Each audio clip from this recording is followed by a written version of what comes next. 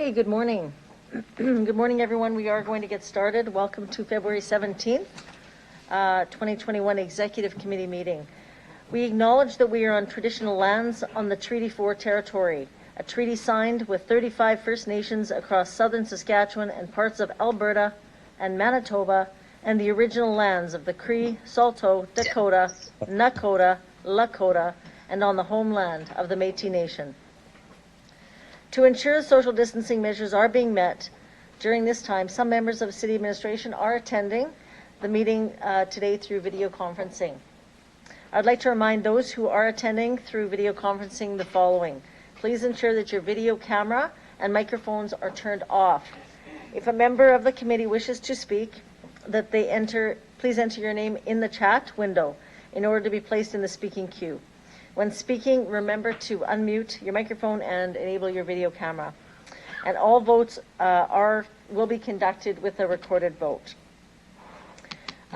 Delegations will be attending the meeting through teleconferencing today to address the committee. We have just a delegation for the Buffalo Pound. Just a note that we will have a mandatory recess today at 11:15. And adjournment at 1:30. Can I have someone please move a motion at the call of the chair to approve the agenda, please? Councillors? Yeah, thank you. Councillor LeBlanc? Anyone opposed?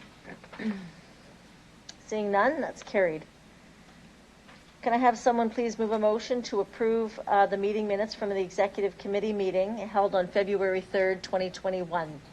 Thank you. Councillor Zakidniak? Anyone opposed? That's carried.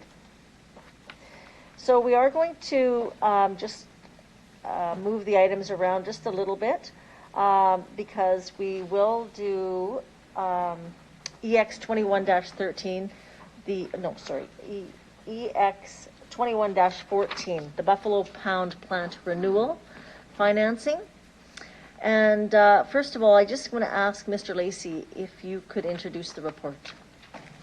Yes, thank you. Good morning. Through you, Madam Chair. Thank you. The Buffalo Pound Water Treatment Corporation is responsible for the operation and maintenance of the Buffalo Pound Water Treatment Plant, and provides the cities of Regina and Moose Jaw with a reliable and affordable supply of safe, high-quality drinking water, which meets the needs and expectations of consumers. Under the terms of the unanimous membership agreement, Buffalo Pound is owned jointly by the City of Regina, who has a 74% ownership share, and the City of Moose Jaw, which has a 26% ownership share. It has been nearly 30 years since Buffalo Pound's main plant has had a significant renewal, with many of the plant components near or at the end of life. The plant renewal project was initiated to ensure that Buffalo Pound can continue to provide safe, high-quality drinking water to the city and allow for continued population growth. Total estimated costs of the projects is approximately $253 million, of which approximately $223 million of construction costs are eligible for funding under the Investing in Canada Infrastructure Program, or the ICIP program. With the city's permission, with the permission of both cities, the City of Regina and Moose Jaw, the Buffalo Pound Water Treatment Corporation has applied for funding under that ICIP program, and the province, based on that application, has recommended approval of the funding under the program to the federal government, of which we expect approval shortly. Under the ICIP program, the federal and provincial governments combined would fund 73.3% of the eligible costs, or approximately $163 million of the construction costs, with the Buffalo Pound Water Treatment Corporation required to fund the remaining 26.7%, or approximately $60 million. Which brings us to the report before you here today, where the Buffalo Pound Water Treatment Corporation is seeking approval to begin the process of securing financing of $60 million to fund their portion of the funding requirement under the ICIP program. As the city is 74% owner of Buffalo Pound. 44.4 million of the 60 million would go against the city's debt limit, and the city would guarantee that $44.4 million. Today, we have here with us Ryan Johnson, who's President and CEO of Buffalo Pound, Dale Schofer, who's Chairperson of the Buffalo Pound's board, and Mark Yemen, who is Buffalo Pound's legal counsel, here today as well to answer any questions council may have. I believe Mr. Johnson has a brief opening statement, and then both we as administration and Buffalo Pound officials would be happy to answer any questions you'd have. Madam Chair. Thank you, Mr. Lacey. So welcome Ryan Johnson, Dale Schofer, and Mark Yemen. If you would like to start, Ryan, that would be great. Good morning, and thank you, Madam Chair, Your Worship, members of City Council, City Administration, and the general public. We also acknowledge our facility and operations are located on Treaty 4 lands, and I am Ryan Johnson, President and CEO of the Buffalo Pound Water Treatment Corporation. As noted, Mr. Dale Schofer and Mr. Mark Yemen are also on the call. I'll be fielding most of the questions. Today, we are at a major milestone related to the plant renewal project, which is securing the financing required to meet our obligations for the Investing in Canada Infrastructure Grant. The grant is estimated at $163.4 million. We have worked jointly with the cities of Regina and Moose Jaw to develop the funding approach under the terms of the unanimous membership agreement and are now ready to obtain the City Council's approval to proceed with securing our portion of the financing up to $60 million. The loan procurement process will be led by Buffalo Pound and supported by the financial service departments of Regina and Moose Jaw. The Buffalo Pound will use an invitational process with set conditions and requirements for the financial institutions to respond, meeting our requirements. We are seeking responses to minimize borrowing costs and provide the greatest certainty to our shareholders. The City of Moose Jaw's Executive Committee of Council unanimously approved the request as jointly recommended by both city administrations yesterday, with final City Council approval scheduled for March 8th. Some highlights for the project for Council's benefit are the primary drivers basically include to prevent the loss of water supply to the cities, address the lack of redundancy in our processes, update our dated water treatment technologies used to increase efficiencies and effectiveness of our processes, mitigate risks related to the failure of treatment processes due to aging infrastructure, meet environmental regulatory requirements such as our process waste discharges, meeting occupational health and safety requirements related to chlorine gas and storage, be able to meet future regulatory requirements such as pH and corrosion control for our potable water. Secondary drivers include increasing the capacity to meet future demands by the year 2050 for residential and economic growth in the region serviced by the corporation. Enhance environmental sustainability by reducing carbon footprint by designing and building to LEED and Envision standards. Using energy efficient construction and retrofits with modern equipment.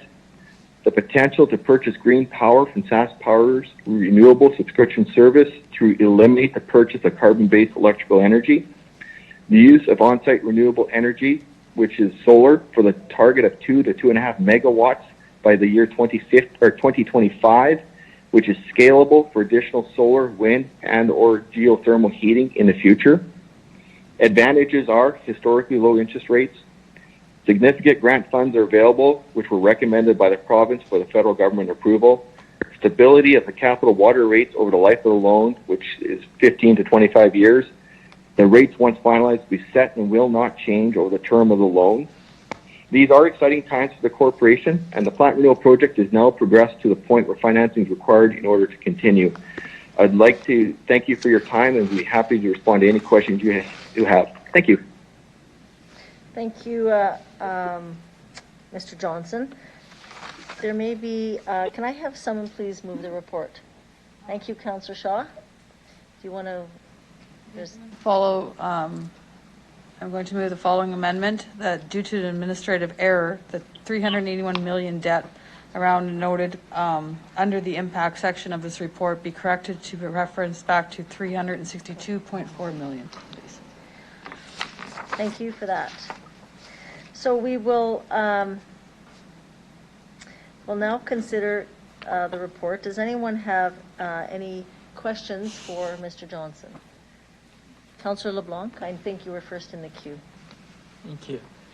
Yeah, as I read the report, the city would be guaranteeing a proportionate amount of the loan made by the water treatment facility. I see in the Cities Act where we can guarantee loans. I'm just looking for clarification on whether we must guarantee this loan, either for some legal reason in a bylaw or the UMA, or is it simply just a matter of practicality that the water treatment plant likely could not secure this loan without our guarantee? So just some insight on that. Thank Who you. would like to take that? Mr. Lacey?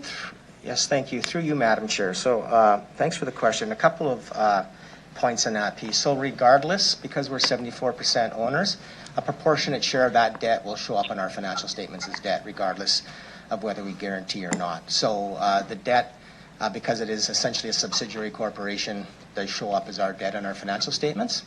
And the guarantee piece is really around to help Buffalo Pound secure the financing, but more importantly, to access good interest rates. So by guaranteeing that loan, basically they take on the city's credit rating, and we do have a AAA credit rating, the highest credit rating there is, and so that really allows them and affords them access to that type of interest rate, which then is passed on through our lower water rates to consumers.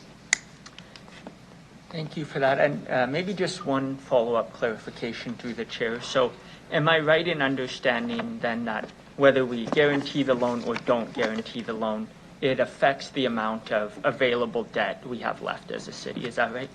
Mr. Lacey? That is correct, through you, Madam Chair. Regardless of whether we guarantee or not, it does go against our debt limit. Thank you.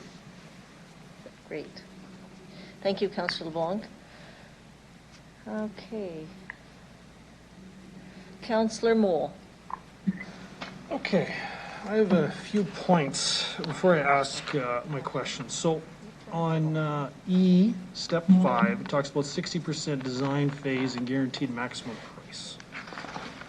So as I read that, it's not even 60% design, let 100% designed, okay? It hasn't even been awarded. Then I have here in page 6A, project financing, it says, talks about class 3 estimate, which has an accuracy of plus or minus 20 or 30%. So that's a big spread. Then it tells me these numbers include contingency. So to me, having a construction background, that talks about extras, cost overruns, unforeseen design issues, etc. So the total cost right now for construction that you have is $222 million. Is it going to actually cost more than that, or is that accurate without 100% design of the plant itself? Mr. Lacey? Thank you. Through you, Madam Chair, perhaps I'll ask Mr. Ryan to walk through the procurement methodology they're using and speak to the questions the councillor has. Thank you. Mr. Johnson? Thank you, Madam Chair, through the Councillor Mole. So we are using a progressive design build process. This is similar to design build, but we have a lot more control in the design and execution process where we can, what we call off-ramp the project. So if we find costs or above what we want, we can exit at design phase. We can exit at 60% design phase. We have a lot more control over the output. We also have a lot more control in the input, where it becomes a collaborative design process where my staff with our advisors are actually at the table with the design build team to provide information they may have to reduce risk. As if you're in construction, you obviously, risk defines cost. The less risk there is, the better price you get. So what we are designing towards is a guaranteed maximum price. And at that point, we lock in, and as in any design build project, you will be locked into the price, and if there's changes, they're costly. But because we have a collaborative process to get there, there should be no change orders because everything has been addressed in the design process because our staff are here. Whereas in a traditional design build, we don't have a lot of input into it. Our front-end documents are what they reply on, and that's what we have to meet. So with respect to your questions about costing, so when they submitted, they submitted based on a class 3 design, which does have a fairly large plus or minus.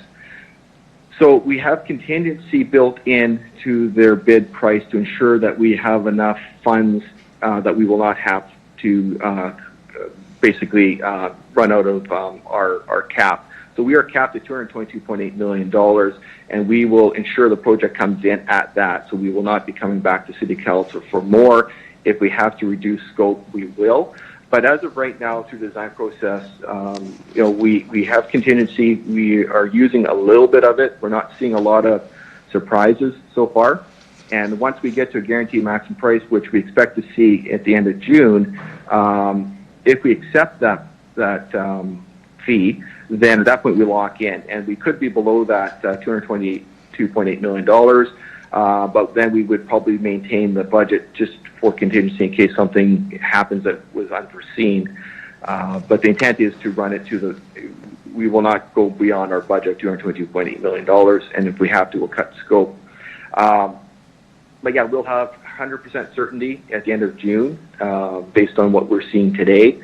But the thing is, we need to be able to secure a financing to satisfy the federal provincial governments on identifying where our money is coming from for our portion of the grant. And we need to have the money before we can even talk about executing a guaranteed maximum price. So unfortunately, we do have to get the financing set up in advance of. If we don't need it for whatever reason, then we would reduce what we need. But for now, we believe we're well within our expected costs, even with costs increasing for things like steel right now, which are seeing huge cost increases. But we do have contingency to absorb that. Yeah. Okay. I have a few other questions. When it talks about the ISIP grant funding and the federal money is tied to a community employment benefits study, so I'm going to ask a few questions in one. Does this include local labor? Does this also include local fabrication and local materials and equipment purchasing? Thank you, Madam Chair, to Councillor. That is, a lot of it is, but they're more focused on labor and the diversity of labor. So we have responded to that. So the federal government has that. We haven't heard any comments on it. We are expecting 75-80% will be local workforce, and we will have a fairly diverse workforce on the project. Councillor Moule? Okay. Sorry, through you, Deputy Mayor. In this design, this is a new water treatment plant. Is it an add-on to the existing plant? Mr. Johnson? Thank you, Madam Chair. Thank you, Madam Chair, to the Councillor Moule. So it is mostly a renovation. So we are taking the existing structure. It was constructed and commissioned in 1955. We are demolishing portions. We are adding portions. But for the most part, it's really a renewal. And so it's more like a major rehabilitation than it is brand new. In order to get our LEED credits for, we needed to reuse as much as we can. And again, some of the building is in fairly good shape, so there's no point in demolishing it to build brand new. But with our collaborative process through progressive design build, we can mitigate the risk of a renovation, which renovations tend to be a little more riskier than brand new construction. But there was a lot of parts of the facility that are still good. It's just our processes are dated.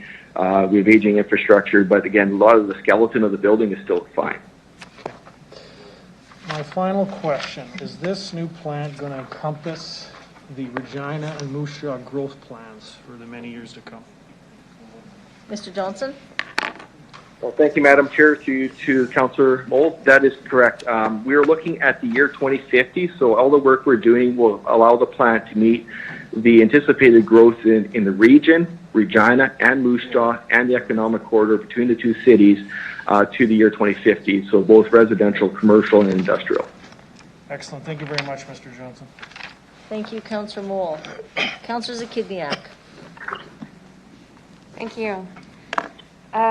Okay, so I have a few questions. Let's see.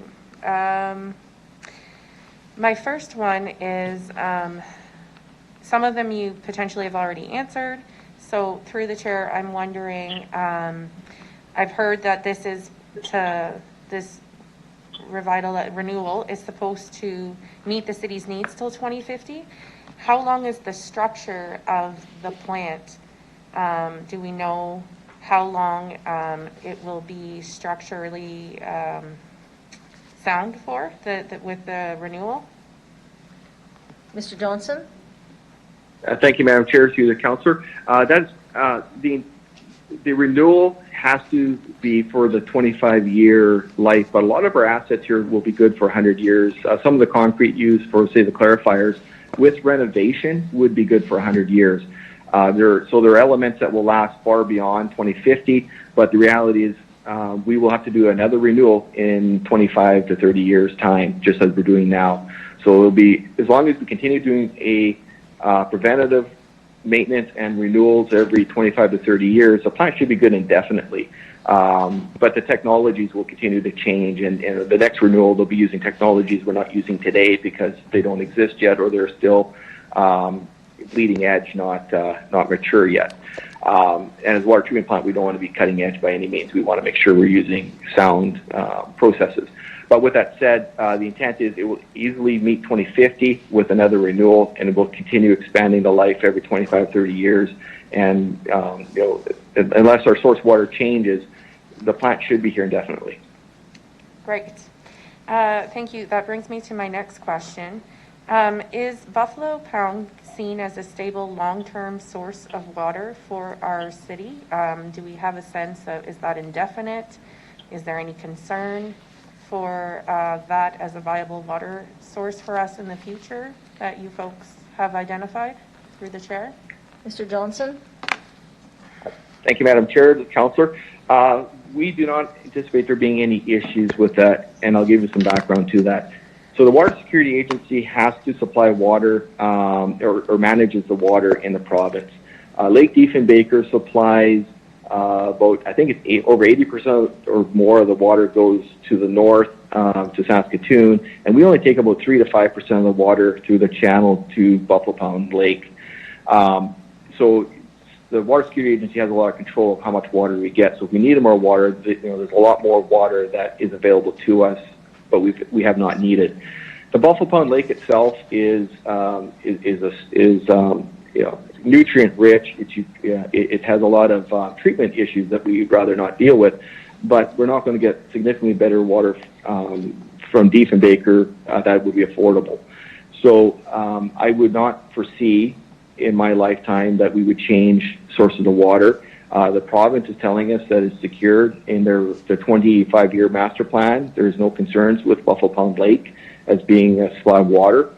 In the case of severe drought with climate change, we have been guaranteed that the industries will lose water access before the cities would, because the cities have to continue. So we have water license for more water than we currently consume. We want to maintain that license, and the province would shut off the potash mines' raw water supply before they would shut the cities down. But again, we're only taking, I believe, about 3% of the water from Diefenbaker as it is. Most of it goes up to Saskatoon and into the north. So they could always give us more water. So we do not expect at any point, even with severe drought from climate change, to have any issues with getting access to water because there's a lot of control of the province, and Diefenbaker is a very large lake with basically a large sink. But if things change over time, and we're talking 100 years from now, we could see something change, but we don't know that. We haven't done the studies on that yet, and we do rely on the province to provide us that advice and information. Great. Thank you for that. That's really helpful information. Just to clarify, you said right now you are taking 3% of 3%. You talked about Diefenbaker and 3%. Can you just clarify what you mean? Like 3% of the available water in Diefenbaker you're currently taking? Is that what you're saying? Thank you, Madam Chair, through the councillor. So typically, the 3% is what is the entire diversion that goes into the lake from Diefenbaker of the water that comes in from Alberta. And so in our lake right now, we have K+S that takes water, we have Mosaic that takes water, we take water. There's a few other smaller systems that take water out. We take about, I have to think now, about, I don't remember the number now. We take a small portion of the volume of the water in the lake. The lake itself, I think it takes 3 years for the lake to change over, just based on the current users. And so the 3% of the water that comes from Diefenbaker in the lake is used up, a third of that, or 1% of Diefenbaker's diversion is used up every year. If that makes sense? Yeah, thank you. And I think I just have one final question for you. So it was interesting to hear about the plans that you folks have regarding energy efficiency and renewable energy within the design. Would you be able to send us a report detailing some of those design elements? I don't know if you have them now, but at some point in this process? Mr. Johnson? Yeah.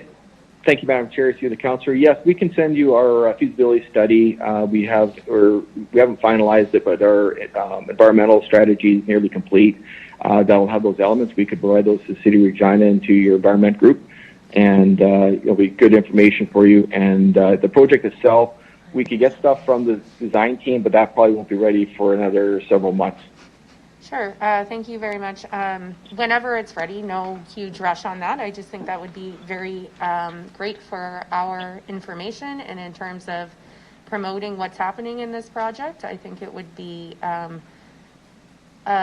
helpful in terms of talking about the improvements that you folks are making. Thank you very much. Thank you. Councillor Stadnichuk. Thank you, Madam Chair.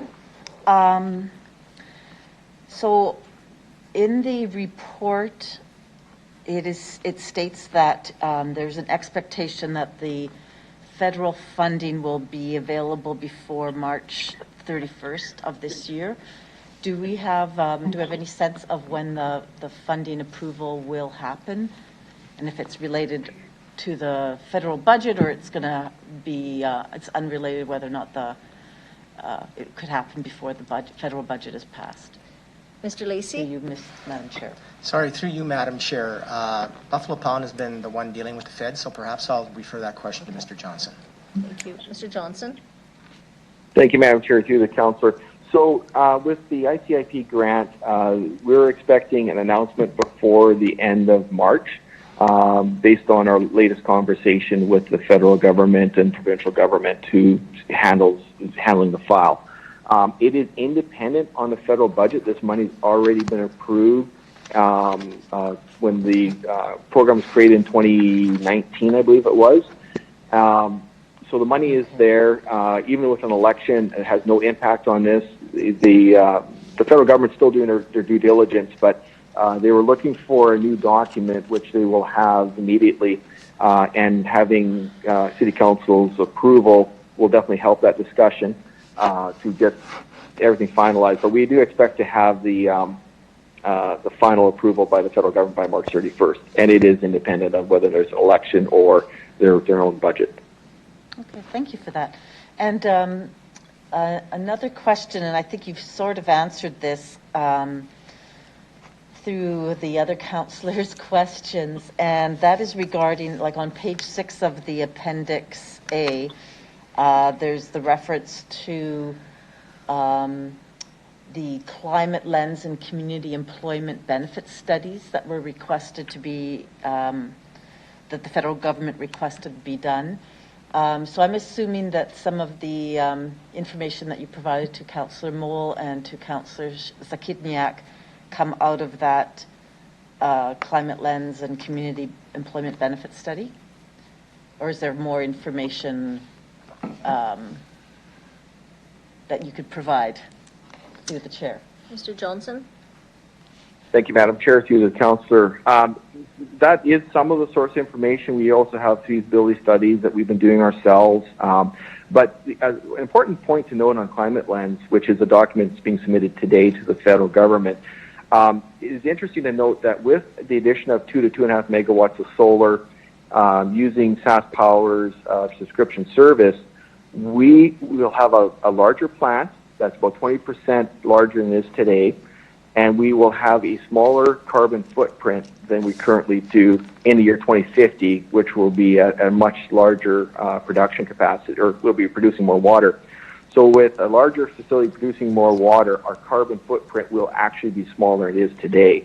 So that is very encouraging, and that information will make available to the cities as well with the other environmental information. Okay, thank you very much. Okay, Councillor Manzanelli. Thank you very much. Through the chair, you mentioned it meets the needs well into 2050. What type of growth models did you use in that forecast?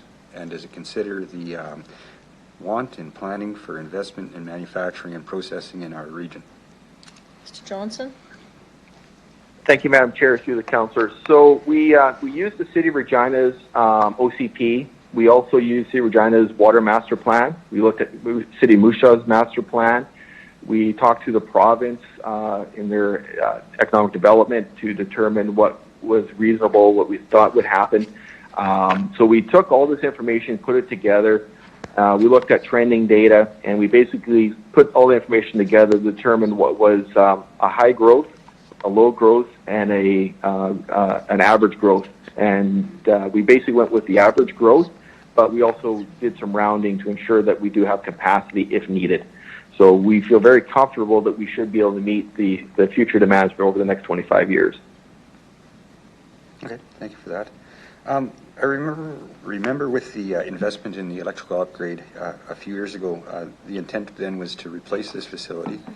With the change of intent to do a rehabilitation, were there any advantages lost, and how much financial savings did this bring about? Mr. Johnson? Thank you, Madam Chair, through the councillor. So we were very cautious of eliminating or at least reducing as much as possible any abortive costs related to the electrical work. When we did the electrical work, we did it in a modularized fashion so we could always add to it if needed. So the electrical transmission line is completely being used. It's not going to be touched. The new substation and electrical generators will be completely used in the new plant and aren't going to be touched. And the work done at Lake Pump Station. So in this case, we believe we achieved zero abortive costs. So all the work we did in electrical upgrades will be used in the new plant and will be basically remain as is. And if we need to with growth in the future, we can still expand by adding more transformers or more generators if we need to for emergency power. So there was no abortive or lost costs on that. Okay, thank you. Through the chair, looking at this through a financial lens and the impact to our debt limit, does this have any negative impacts on our credit rating? Could it have us reevaluated? And will this trigger any future applications into expanding that credit rating as we're getting closer? Mr. Johnson? Or Mr. Lacey, actually. We'll take that, he says. Thank you, through you, Madam Deputy Mayor. We don't believe it'll have any impact on our credit rating. At the end of the day, it is an independent third party that does the credit rating. With this additional debt going onto our financial statements and debt limit, we're still within the ratios that we have set for ourselves. We have a number of ratios that we monitor with respect to debt, and we believe those are similar ratios that the credit rating agency uses as well. Secondly, we have been signaling now through the annual reports of Buffalo Pound and some of our own reporting that this debt would likely be a debt we'd be bringing to council. And so this shouldn't necessarily be a surprise to them that we're looking at this piece. So can't give a definitive answer, but we believe that we'll continue to have a strong credit rating even with the addition of the debt. Thanks. Are there any other projects in the foreseeable future that have a large impact on debt or for credit to achieve? Mr. Lacey? Thank you. Through you, Madam Chair. So, previously before council, I've talked about a large number of capital projects that I know kind of council has on the horizon. And they include, for example, a new indoor aquatics facility, I know the library has been out there doing some consultation with respect to a library renewal of the central library. The Brandt Center is aging as well, and so at some point, replacement of that facility would be required. So there are a number of large capital projects out there where debt financing might be a source of funding in order to move some of those projects forward. And so I would say that certainly there's potential future debt in the future. When we speak to the debt limit, certainly that's one thing as we approach that, and if we have a large capital project that we think it would be appropriate to finance, there is always the ability for us to go back to the Saskatchewan Municipal Board and seek an increase in that limit. So that is a potential as well, and then obviously they would have their own processes in determining whether to accept that request and by how much might they be comfortable with. Thank you very much for the answer. I guess something I'm definitely going to watch. That's all I have. Thank you, Councillor Mancinelli. Mr. Johnson, I just have a couple questions. In regards to the project, the Saskatchewan government has made an announcement in regards to the Lake Diefenbaker.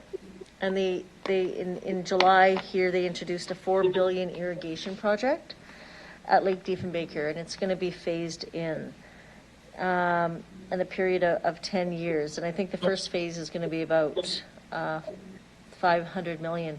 By the time it gets to the third phase, it does say that Moose Jaw Regina corridor will be able to have a secure water source. So can I just ask, has there been discussions with the province in regards to this plan that they have, as we're looking at putting all this money into ours, doing her rehabilitation and making it new? Has there been discussions with the province as to, because ours is, I'm not sure, I'd ask number one, what's the timing for this? And then has there been discussions with the province in regards to Lake Diefenbaker? Thank you, Madam Chair. Sorry, I guess your worship. So we've had discussions with the province and the stakeholders in the past. We were at a workshop that had federal ministers attend about 2 years ago on it. So based on the plans we have seen to date, I mean, there's definitely there's some benefits to it, but the water would be discharged at a point 30 kilometers away from the plant. So, and it would only be operation for the summer months or the irrigation season. So we really see there's limited benefits for us. So just for example, if we were to take the water from where it's being discharged today, not saying the plans won't change because it could, but based on the last set of plans we saw, if they discharge the water to the causeway, which is 30 kilometers away, we would have to build 30-kilometer pipeline and another pump station, which would increase capital costs basically about $45 million for capital, and operational costs would be probably $2 or $3 million a year just for power to pump the water up to the plant, and it would only be in operation for, say, 5-6 months of the year. So we don't see any real benefit in that. If they were to bring the water directly to the plant, we would see reduced chemical costs in doing that. But if the chemical cost reduction, I think I mentioned back in December, was maybe $200,000, which is still money, but it's not substantial based on the increased costs. So we would never pass a benefit cost analysis for a water treatment plant perspective.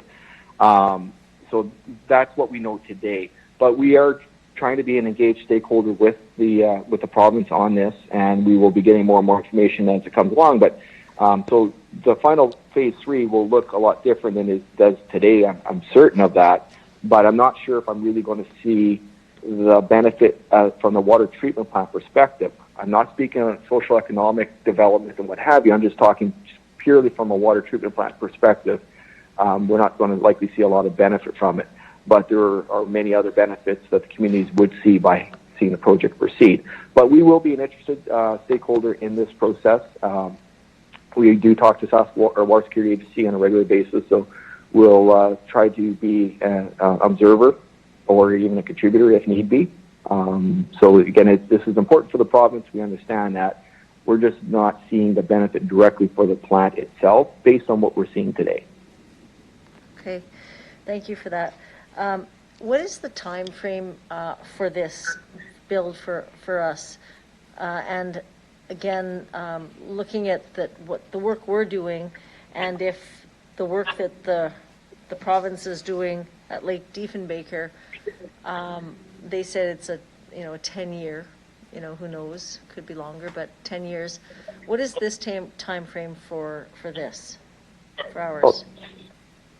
Thank you, Your Worship. Sorry, I missed that part of the question. So we will start construction this, if everything goes to plan. We signed the guaranteed maximum price Q2, Q3.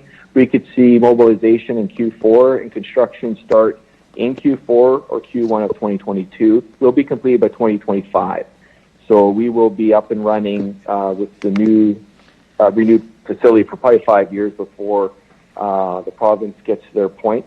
And if they do provide better water for the plant, likely what will happen is we'll reduce some of our chemical costs, and we may see some savings on that end. But again, we'll work with them to see how can it benefit us with the interest of the plant in mind. And yeah. Thank you. So I guess just the last question, and I'm gonna, because it's a lot of money for us, and I know how important our water is, and what a great job that you guys do. But just in forging the discussion to ensure that I don't want to see this come back after we've completed this in 2025 and say, gee, now the province has got this big thing, and we have to spend another 10 million to get better access and more water. Like, will this be part of the discussion moving forward with the province as to what they're doing? So if we need to add on, or if we need to, get something that is going to work with us to help us save the dollars, I just don't want to duplicate if we don't have to. I guess I just need clarity that there's some kind of an overlapping conversation, because I don't think, they're 30 miles away. If they're going to be putting the, $3.5 billion into this plant. Okay. Thank you, Matt, Your Worship. We'll ensure that those discussions occur, and we know at certain levels, Water Security Agency is completely aware of what we're doing because they have to permit us for what we're doing. But we'll ensure the right discussions are occurring with the project team on the channel work and ensure that it's aligned. So we'll take that as a takeaway, and we will ensure that does happen. Okay. Thank you. Okay, seeing no further questions, I'll ask the clerk to call the question. Thank you, Madam Chair. Oh, sorry. Councillor Zakiniak, did you have another question? Yeah. Go ahead. Yep. So I just need some clarification. I know that there was an administrative error, and so I guess the adjustment is because we don't need to, it's only 44.4 million that is our share rather than 60 million. Is that what happened with the administrative error? That 44.4 million is our share, not 60 million. Mr. Lacey? Yeah. Thank you, through you, Madam Chair. So the administrative error or typo error that is in the report relates to the overall debt limit, how this will add to our debt limit. Okay. So in the report, we had indicated that with the 44.4 million, we would have used up 381 million of our debt limit. That was in error. The actual number is 362.4 million. So the amount of debt limit we are using up is less than what we had in the initial report, and we were making that correction this morning through that motion. Okay, I have a couple of follow-up questions through the chair. So in the report, it said that the 381 million would bring us to 85% of our debt to our debt limit. So that number would be adjusted a bit now. We're not quite that high then. Just a quick sec while I do some math here. So that would bring us to 80.5% of our debt limit. Our debt limit is currently $450 million. Okay, and I know we talked about the possibility of, if we needed to, asking for an additional debt. I just want to clarify, like, 80.5 sounds a bit better than 85 to me, but it's still a little closer than I would like to see us. Is there any sense of when we'd be able to get that, our debt down to a lower percentage? Do you have any projection of when we might be able to see that happen, or plans for that? Mr. Lacey? Through you, Madam Chair, so maybe just a general response that, every year we make principal and interest payments on our debt. So typically, if you don't add on new debt, it goes down every year. So that would be the first comment I would make. The second comment I would make is, I want to be careful with this, but debt isn't necessarily a bad thing. If you are investing into needed projects and then you're cash flowing basically the life of that project over the users that are using it. So, a good example is this one where we're taking on debt potentially, or Buffalo Pound is, of $60 million. It'll be paid back potentially over 25 years. And it's actually the users of that facility who are going to be paying for that debt and that new infrastructure through consumption of water and the charges that come through the water rates. I think when you talk about debt, the thing that we need to always be cognizant of is debt ratios and can we afford the amount of debt we have. And so we have a number of ratios that compares debt versus overall revenue as an example, et cetera. And these are the ratios essentially that the credit rating agencies use as well to get some level of assurance that we're in good financial health, even with the debt we have, and have the ability to repay it. And so currently, the city does have a AAA credit rating, which I'd mentioned previously, which is really an indicator to the credit community, and I guess the financial community as a whole, that they believe that Regina is in a strong position and is able to afford the debt that we do have on our books. Okay. Regarding, so the recommendation is to negotiate financing up to a maximum of $60 million, even though our share is 44.4. Is that just to provide some room in case that number needs to be increased? Mr. Lacey?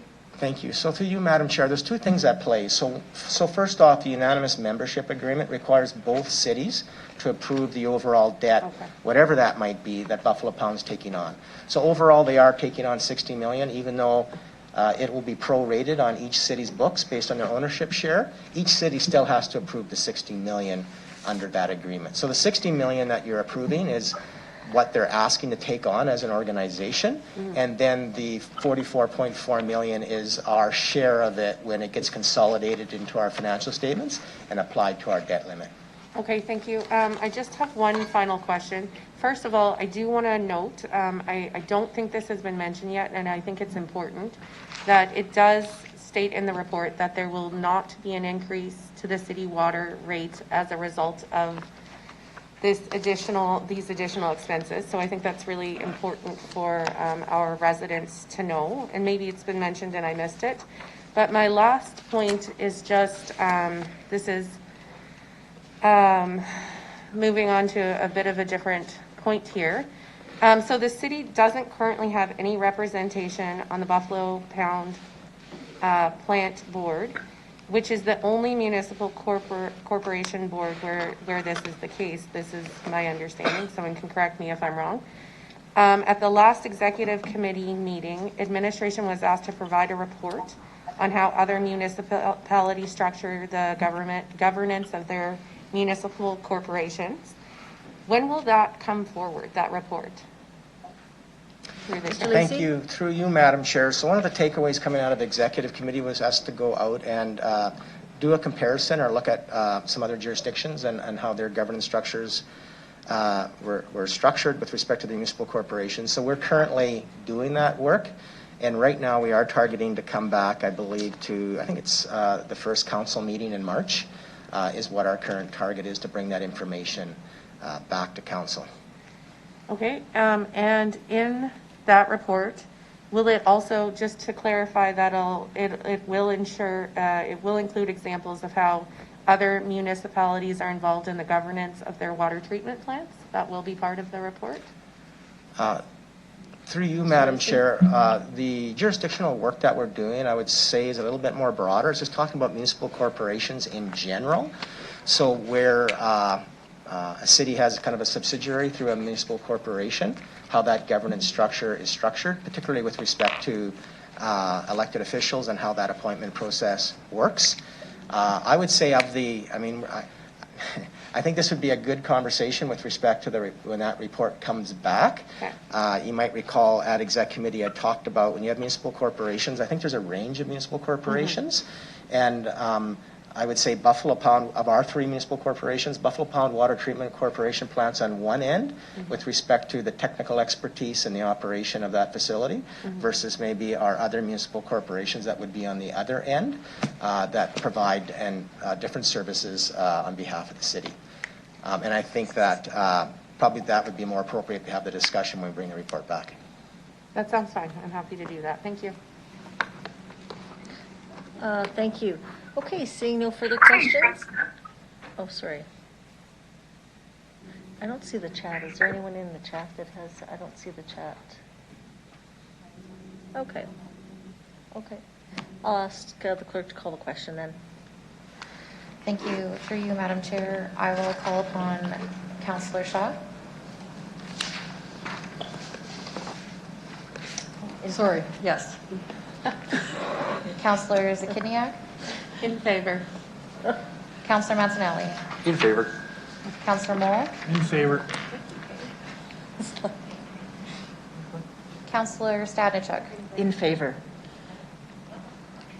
Councillor Findera. In favor. Councillor LeBlanc. In favor. Mayor Masters. In favor. And Councillor Bertiani. In favor. So that carries 9-all. Thank you. Okay, we are going to now consider EX 21-13, the City of Regina Recovery and Efficiency Review. Can I ask Mr. Holden, please, to introduce the report? Thank you, Madam Chair. So I'm pleased today to jointly introduce with Mayor Masters recommendations to undertake an efficiency review of city services and the establishment of a recovery and efficiency task force comprised of business and community leaders. And I do want to reinforce with the Exec Committee that the city has always been committed to continuous improvement. And specifically over the last 4 years, we've recognized over $20 million in cost savings. That said, the timing is right to undertake a review of city services to ensure that we're able to move beyond continuous improvement opportunities and respond to the challenges of the COVID-19 pandemic and focus on the priorities of council, including the Community Safety and Wellbeing Plan, the Energy and Sustainability Framework, growth in economic and tourism sectors, and priority investment in infrastructure. So the efficiency review will be led by an independent third-party consultant, ensuring an objective review of services. The consultant will report and make recommendations to council, supported by an efficiency review sponsor team, and other resources as required.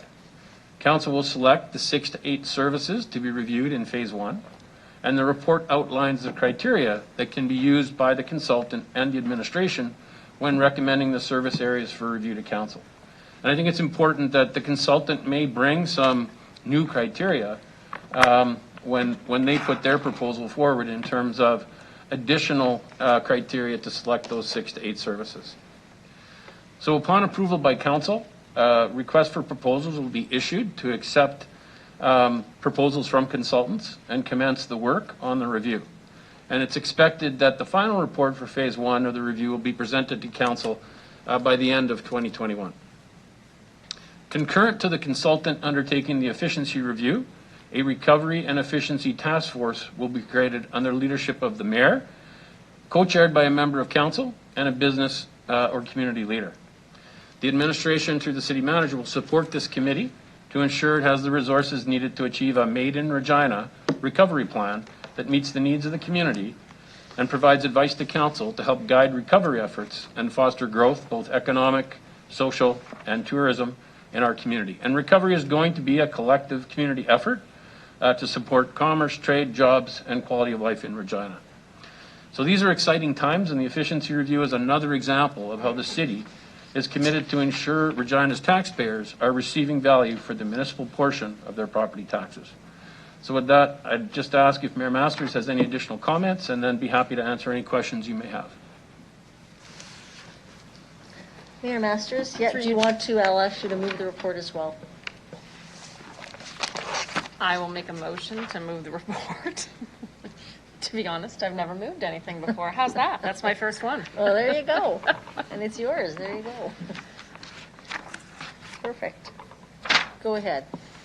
I think just to add on to what Mr. Holden has said, this is one of those exercises to go through and in collaboration, really focusing in on finishing up phase one, where councils can sometimes get stuck, or cities can get stuck, is they go through a multi-phased approach and continue to pay for phases without ever trying to implement the first phase. And so my recommendation is that once recommendations come back for where savings or investments or opportunities can be found, that council makes some decisions and some action items coming out of phase one prior to considering, and actually see value coming out of phase one prior to investing in the next phase.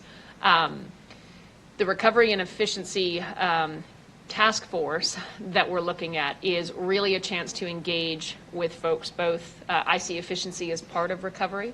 I think that COVID-19 has provided us the opportunity to transform in some respects, and in conjunction with the internal dive, to have an external consultative process that members of the community both balance between social and business enterprise is the best way to engage and come back to council with recommendations for, sometimes we hear things directly, but sometimes coming through a different lens, with recommendations for whether it be programming or investments or efficiencies themselves at the city, would be the best way to kind of approach this, to come out of COVID-19 at the end of 2021, really with our feet firmly planted on how to leap forward, grow our economy as well as the social conditions within the city.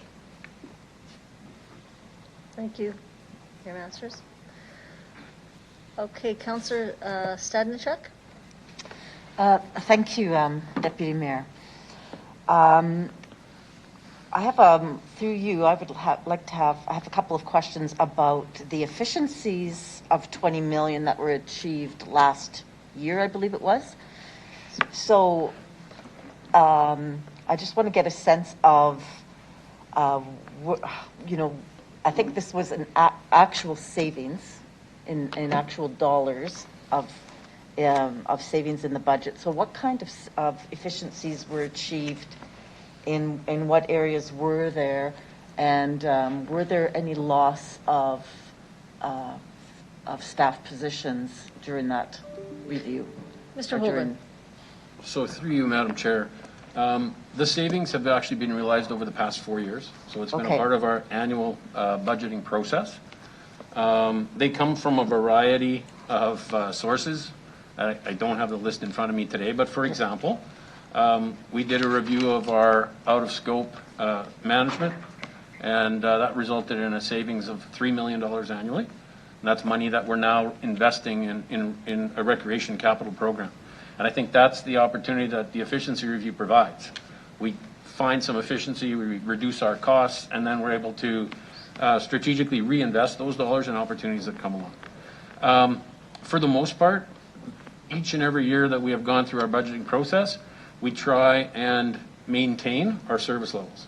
So there has been very little impact to our frontline staff. That's always one of our objectives.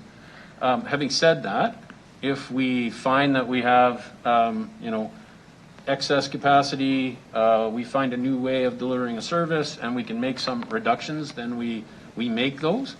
We always do that in terms of impact staff through, retirements, those sorts of things. So we have not put our unionized staff, very seldom have we exited anyone from the organization.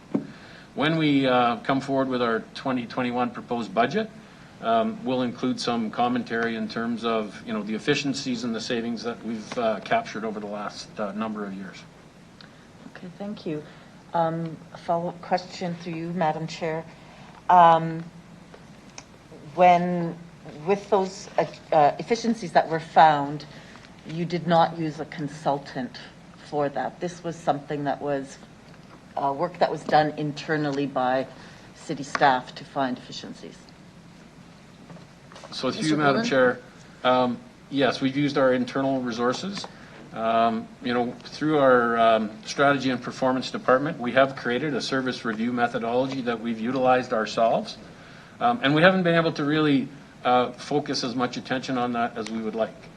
But yes, those savings were managed and found through internal resources. And a big component of that is our annual budget process. So, we're challenging our people to look at, making sure that we can keep mill rates reasonable.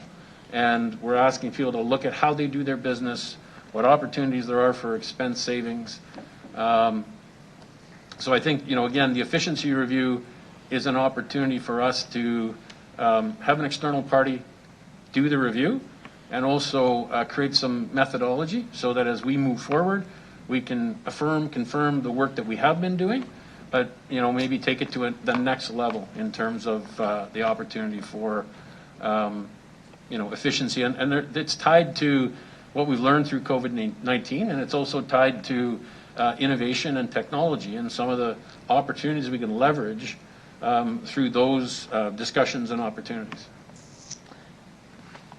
Through you, Madam Chair,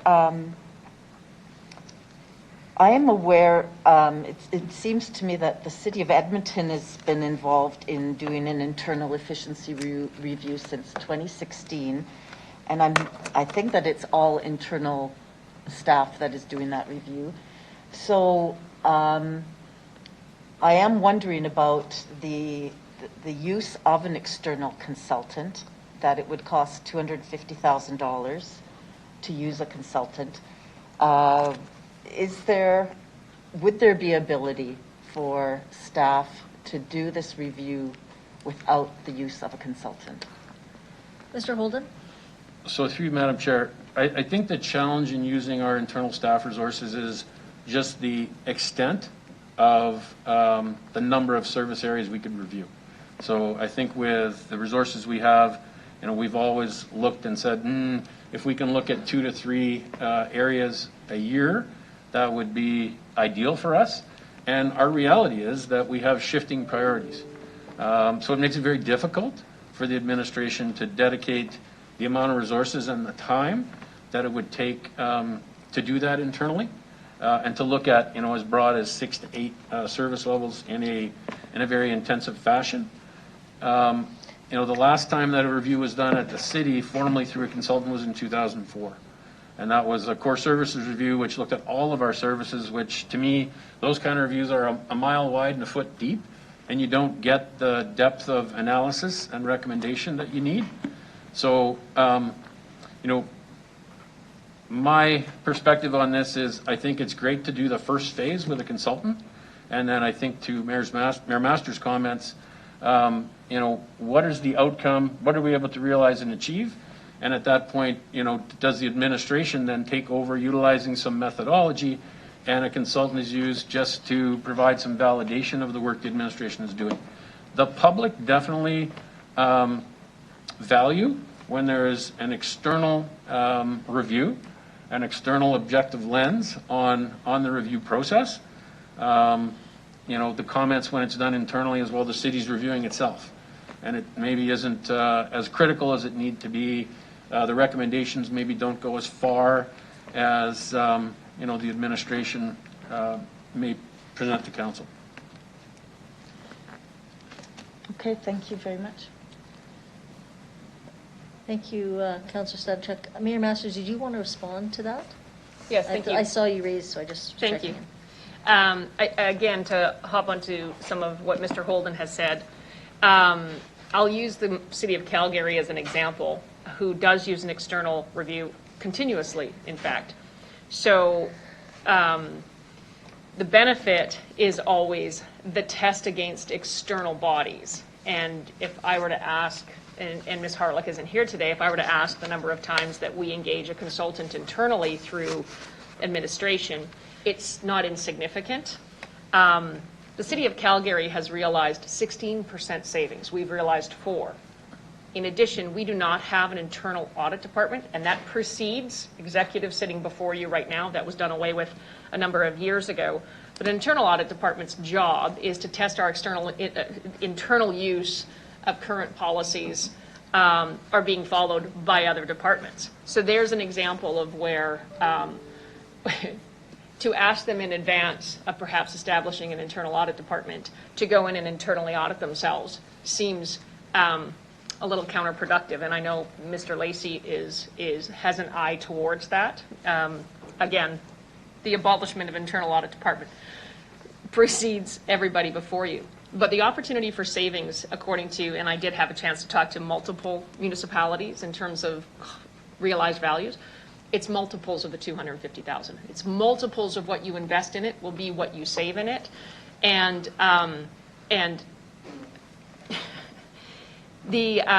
some of the savings are by way of investing. And so if it's investing in the IT program to run booking services, well, if you free someone's time up who's currently dealing with paper process, you can actually allocate them to other services. So it very much is the intention to do more with the same, which is what they were alluding to as well. Okay, thank you. Councillor LeBlanc. Thank you. I would bring a motion to table discussion of this matter until the next Executive Committee meeting on March 3, 2021. And if you'd allow it, I'd like to say a few words in support of that motion to table. Sure, he can just, yeah, I'd like to know why that would be yes. Go ahead. Sure.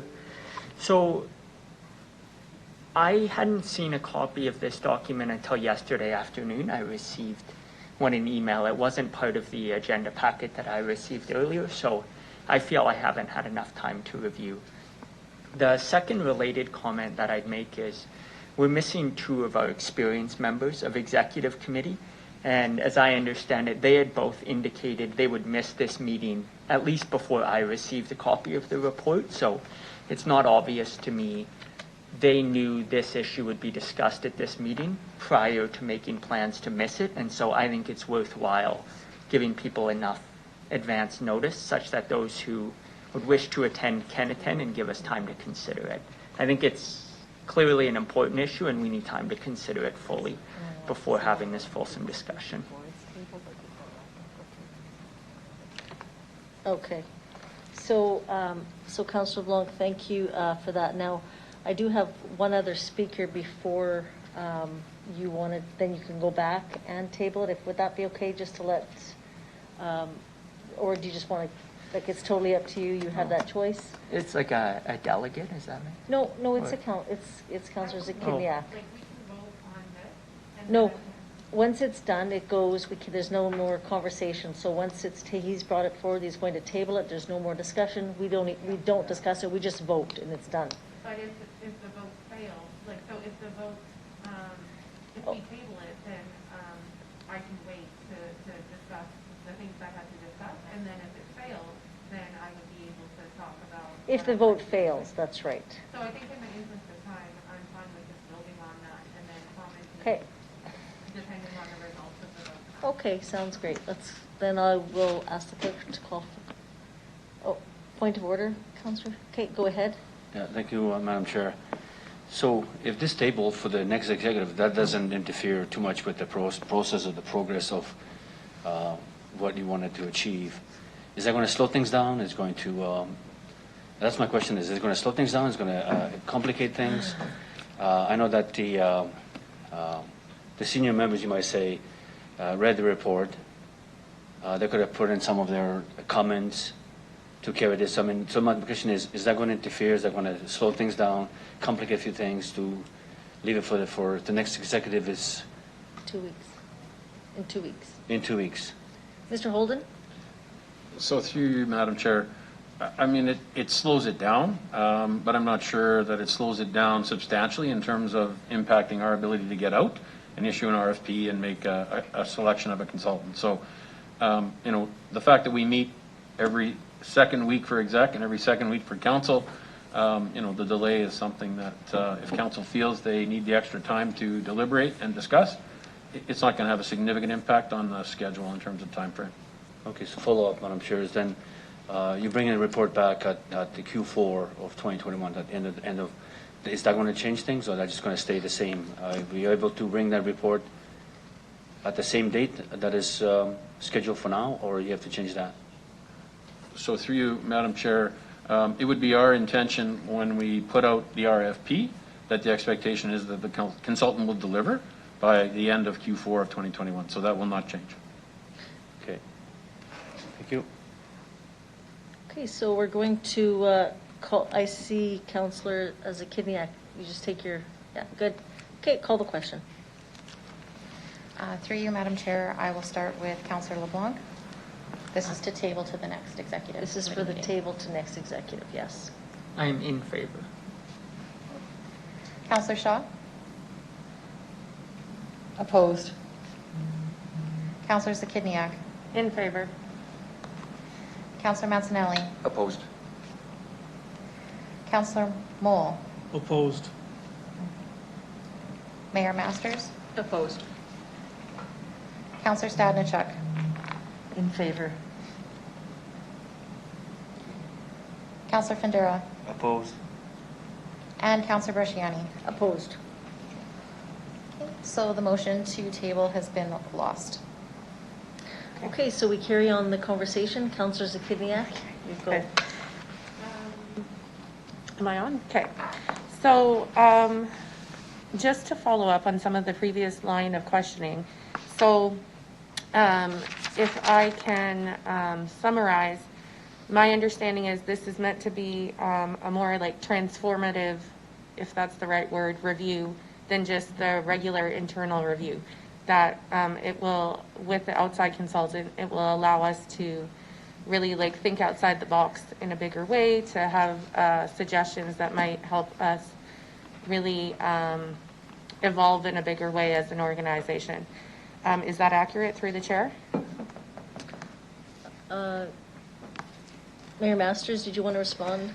I think so, yes. I think with the priorities that have been identified to date, and whether we think of community wellness and healthy, whether we think of sustainability, infrastructure investment, strategic partnerships, to be able to collaborate with the consultant, whoever's hired, to look at a lens and using best practices from other municipalities where these are being undertaken or have been undertaken. We can celebrate wins that we're already doing, which will identify here's where we don't have to focus, that's working really well, but also through those lenses be able to look at best practices for and providing options to council for what to pursue and how, including investment dollars, which is what administration could then work on. Yeah, that's a bit of the intent. And I just wanted to clarify as it relates to tabling. Councillor Stevens and I have been working, I've requested his meeting for the last, he and I have chatted about this for the last couple of months. He is intended to co-chair the recovery committee, so he is fully cognizant. And I did present this several weeks ago in a rough draft to council. But Councillor Stevens is fully aware. I've itemized the value of it as well for him in terms of what would be coming forward for approval for the RFP. So I wouldn't want to think that opposition to tabling it for further discussion is to the exclusion of them. They have been made aware of what's proceeding. Okay, so regarding the goals of this review, so there is a focus, a simultaneous focus from my understanding on a COVID recovery and general efficiency. Will the community advisory group and the various subcommittees be addressing, or all of those have those simultaneous goals in mind as they are going through this review, or is the community advisory group more focused on the efficiency? Mayor Masters? You, Madam Chair. The community advisory group is a little more focused on recovery, just relative to the way efficiency works into that, in terms of kind of, if you think of a dotted line to the external consultant. But if you think of it this way, the internal consultant's job is to go internal to the city operations. The recovery committee is to go external in terms of perhaps finding pain points with the city or opportunities that we can take back to the city. We like to sit around and ideate. We know our citizens do as well. And so that idea is in terms of finding recommendations in terms of what the community needs in terms of recovery. And this would be meeting with groups, everything from tourism to construction to government to CBOs. That's kind of the idea. Okay, thank you. So to follow up on that a bit, the community task force, for any, I guess I would say any committees that we have, I would think it's important to have terms of reference that are aligned with our OCP, like that are ensuring that whatever recommendations are going to come forward are in line with whatever the OCP and any master plans. So I'm wanting to ensure that that can be built into the terms of reference so that we're not getting suggestions that are out of line with what we've already stated as our goals for the city. Councillor Zakiniak, can you just elaborate, give us an example of what you mean by that? So let's see. I guess what comes to mind is if there was a efficiency recommendation. I don't actually know if I have a specific example, but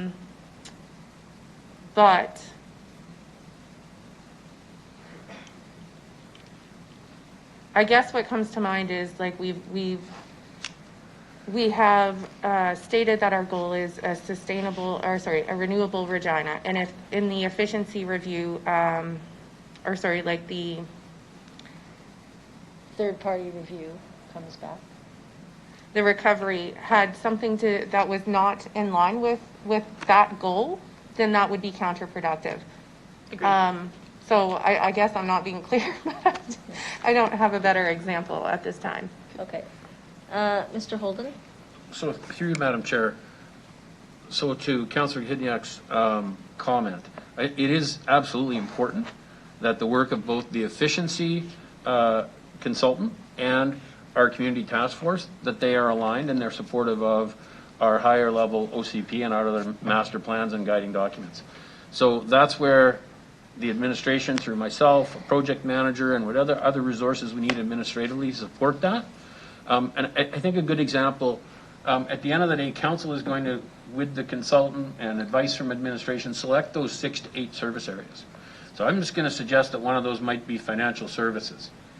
So the community task force is going to have conversations, and I'm sure they're going to identify some opportunities around procurement. So procurement processes at the city, there's an interest around local procurement.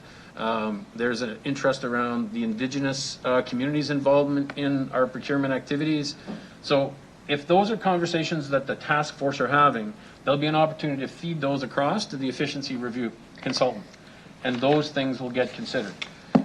At the end of the day, the consultant makes recommendations to council, and the advisory group will make recommendations to council. Some of those will be aligned with what the work of phase 1. Others will identify opportunities. I think the administration can, alter a process or look at another opportunity to address some of, what we're referring to as the pain points. And others may be things that are identified for a future phase. But there definitely is a need to make sure that all of, the entities, and really we're talking about 3. There's the efficiency consultant, and there'll be a committee of council that supports and works with them directly, and then of course the project team from administration, and then the community task force. So there will be alignment. The terms of reference will definitely spell out what their role is, what their responsibility is, what their authority is and is not, because at the end of the day they simply can make recommendations to council for consideration. Thank you, that's helpful. So all of those recommendations should be aligned with any of the official plans that we have for the community. Okay, and do we have, okay, maybe just 2 more questions. This review, will it take into account which departments have already or will be planning to do their own efficiency reviews? Would these areas be excluded potentially from phase 1? Doesn't matter. Mayor I saw the Masters? criteria, so. Mayor Masters? that's part of the independent consultant and with the leadership from Mr. Holden administration and recommendations to council. It'll come back before you to say, these are the 6 or these are the 8, depending upon the size of the department will determine the number that you can actually go through. But in terms of an internal review, there haven't been done. That what Mr. Holden was speaking of as it relates to $20 million in savings over the last 4 years has been just an ongoing effort to ensure that we're not wasting taxpayer money. Okay. So that's it. And actually, if I may, to your earlier point, it's right within the goals of the discussion of the recommendation, the multi-phase efficiency review, is that it's important to focus opportunities on continuing the OCP, the Economic Development Regina Growth Plan, the Energy and Sustainability Framework, the community well-being, like, again, through that lens to make sure that that's what we're attempting to advance. Okay. I just have one final question. It's an easy one. Is there an opportunity for us to recommend potential areas for focus for the efficiency review? And how do we do that? Mr. Holden? So through you, Madam Chair, so once the consultant is hired, administration, if I can use, we're going to recommend kind of our top 10 in terms of what we feel should be reviewed. That'll be an input to the consultant, and the consultant is going to have a session with council and determine what those are. So once the consultant has been hired, there's an opportunity, definitely. I know a number of you through campaigns, heard a number of areas of concern. I've met with each of you individually, and you've shared some of those with me. So I think it is important that, those 6 to 8 services are the services that, are of a concern to you, and they also are the ones that provide an opportunity, as is detailed in the report. So there'll be a balance in terms of how those get selected. Okay, that's all I have. Thank you. Councillor Moule? I just have a couple comments. I just want to, through you, Deputy Mayor, I want to thank Mr. Holden for all the work you did and your entire team for finding $20 million in savings over the last 4 years. That's excellent. A good job. And I knocked on about 1,800 doorsteps between me and my door knocker volunteers on my campaign. I didn't campaign on an efficiency review, but on the doorsteps of Ward 10, this is what I spent the most amount of time talking about, was efficiencies. So thank you very much, Mayor Masters, and I'll be supporting this. Thank you, Councillor Moule. Councillor Findura? Thank you, Madam Chair. Question as the consultant. Mr. Holden mentioned that consultant is going to be hired. So as this review is going through, when would we see this? Within a couple months, or are we going to see this whole report this thick coming at the desk in December of this year? Or are we going to be staged in so we at least understand how everything flows, so we don't just get overrun with and trying to decide at the last second what we want to do? So how often are we going to see this? Mr. Holden?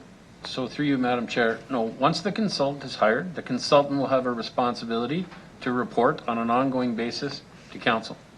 So in terms of once the consultant is hired, obviously they need to get council's endorsement of those 6 to 8 areas of review, and then there will be ongoing dialogue and ongoing discussion, so that when you see the final report, it should not be a surprise. The mayor mentioned it. As in terms of this administration's work, I'm pretty proud of the work that this team does, and backed up by directors in terms of making sure that we are being responsible and accountable to the public. We pride ourselves in that. Part of the challenge when we get to the end, and Mayor Masters referenced it, is these are tough decisions to make. If you can reduce costs and reinvest in a opportunity, those are the quick wins, I think. Some of the more difficult decisions, and if you get a consultant that's going to do the job correctly, then I think they do explore the services that we provide. They look at the levels of service that we provide, and there might be some recommendations come to council that are more difficult. And I think that's the challenge that many municipalities face, is as an elected group, are you prepared to make an adjustment to a service level or eliminate a service level in its entirety if that's the recommendation? And those are not easy decisions. But that's the extent of the work that administratively we would expect that consultant to undertake. And that's why it's so important that there is dialogue through this whole process, so that when the recommendations come forward, you accept, not accept, and then, of course, direct the administration to lead the implementation of the direction that you provide. Thank you, Madam Councillor Chair. Fundura? I will, I'm not sure this is a question or a comment, but I'm going to say it. This review is going on, but is the review is going to involve not just decision-making from council, but because the council could be a good or bad influence or on results, how the administration do business. Let's make an example, maybe motions, maybe requests for service, jump in the queue, all those things. Are those kind of things going to be involved in the recommendation? Is the consultant going to be looking at those things too? Because if you're looking at efficiencies in 6 to 8 departments, how does council fill into that one? See, I could cause an issue where I could cause more expense to administration by making requests for some reason or not going the right channel. Is some of that stuff's going to be involved in that? Is this kind of a consultant is going to be looking at from that angle as well? Mr. Holden? So through you, Madam Chair. So I think as those 6 to 8 service areas get selected, then I think there's an opportunity to allow the consultant to do their work. So if you're questioning, whether or not bring a motion or asking for information specific to an area that's under review, it would probably be most appropriate to say, no, let's just, unless it's immediate and urgent, let's back off and let the consultant do their work. And of course, their work's not done independently. It's done with the support of administration. Okay.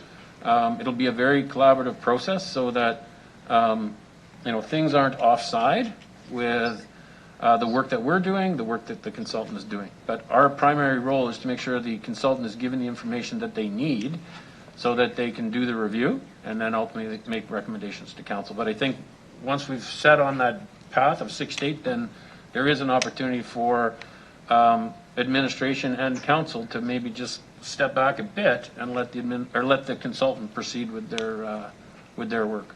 Okay, Madam Chair. Question, talking about involving a community, we have a community committee. A community out there can see workings of the city from the outside. They're not seeing the inner works, how that goes. There's a lot of, everyone can make a comment. We don't understand when we see someone on the street what they're doing. So it's part of, so how is that going to work in the favor of maybe we're doing a good job, maybe we're not doing a job? Because the comments are made is that we're not just going to look at what we're not doing right, but to look at things that we're doing right again. So how does that evolving the community or the committee, asking community or hearing things on the doorsteps is going to frame the correct direction that we want to go, not to, everyone's a critic. We're all critics. It's normal, right? When things. So how is that going to impact the delivery, what we get, the messages? And the question, follow up the question would be is, what questions are we asking of the community? Is just a question or is it directed? Madam Chair? Mayor Masters, do you want to take that one? Yeah, I'll take that one. Through you, Madam Chair, and thank you, Councillor Fundura. I think that's the intention, is that part of what I've recognized in a very short period of time is oftentimes things are issues because there's absent an explanation or proper storytelling around it. And so even we can say that everyone's a critic, and it's true. We also get lots of kudos as well, and it's important that those get collected and get reinforced back into administration for where things are working really well. But part of it will be coming out of it is just because it's a criticism doesn't mean that something should be changed. Sometimes what needs to change is the information and education about why it happens the way it happens. So there's opportunity there. And the intent of the recovery is finding those solutions or those recommendations for solutions to come out the other side. It's not a list of grievances by any stretch of the means. The intention is solutions-based. Here's a problem that we foresee. If there's not an explanation for why it has to work that way, okay, let's talk about how we can come up with some solutions creatively. Okay. Well, Just, Oh, sorry, yeah, go ahead, Mr. Holden. if I could, Madam Chair, just further to that, obviously people will raise concern or raise issue. I think every time we hear one of those concerns administratively, we need to take the time to pay attention to it and respond. But the other piece of it is that, performance metrics come into this as well. So, we participate in Municipal Benchmarking Network of Canada, which benchmarks ourselves against other municipalities. And, all municipalities, nobody does it all right. Some do this very well, others do this very well.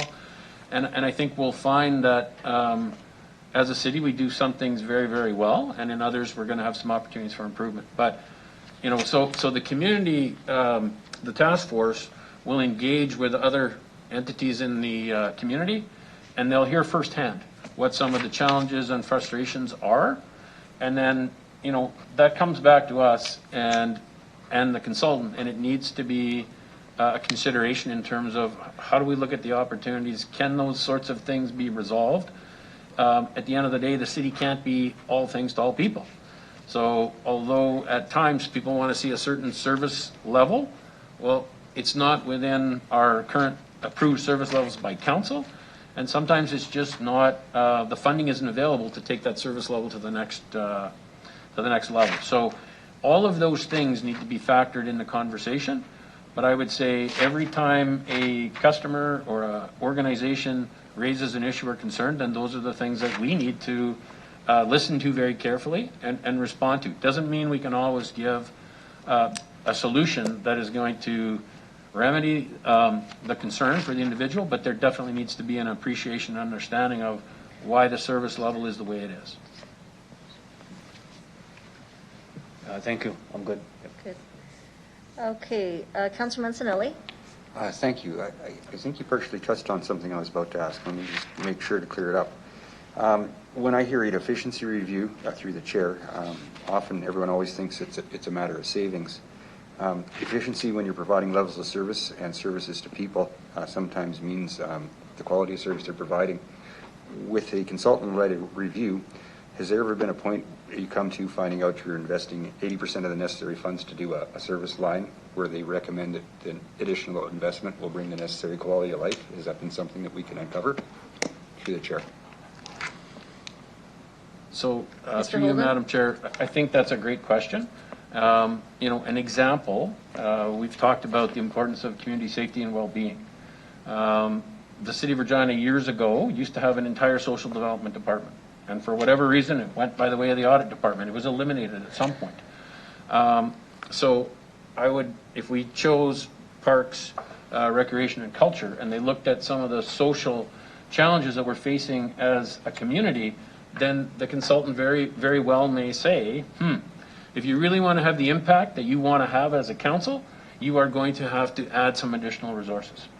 And we found some, efficiency over here that allows a reallocation so that we can invest more efficiently and provide some additional resources so we can actually achieve what it is council and the community expects. So that should absolutely be a part of the consideration of the consultant in terms of where can we allocate additional resources to achieve the success and the vision that we're trying to achieve as an organization for the community. Perfect. Appreciate that answer and excited about that. That's something I look forward to. Thank you. Councillor Shaw. Thank you. Through you, Deputy Mayor, I have a couple of comments and a question. My comment is, I think what we really need to focus on here is the last time we had an efficiency review was 2004. That's 17 years ago. And with COVID hitting, I know in my household, we do an efficiency review on a monthly basis. So I'm excited about this. I believe that we're going to find a lot of ways that we can better serve the people, the taxpayers. And my understanding is after the first phase, we're going to start seeing some efficiencies. So it's not going to take all the way to phase 3. Like we're going to start seeing these early on. So I think we can be excited about that. And so that, just to clarify that, that's correct? Mr. Holden? Yeah. So through you, Madam Chair, two things. So just in terms of the last core services review that was done in 2004. That's the last time we've had an external consultant look at our services. We look through budget exercises annually, but we've also looked at some of our programs and services and made refinements. So we have done service reviews. It's not that we haven't, put a focus on. Sorry, I should have clarified that as external. Just as how we deliver our services. Sorry. But you're absolutely right.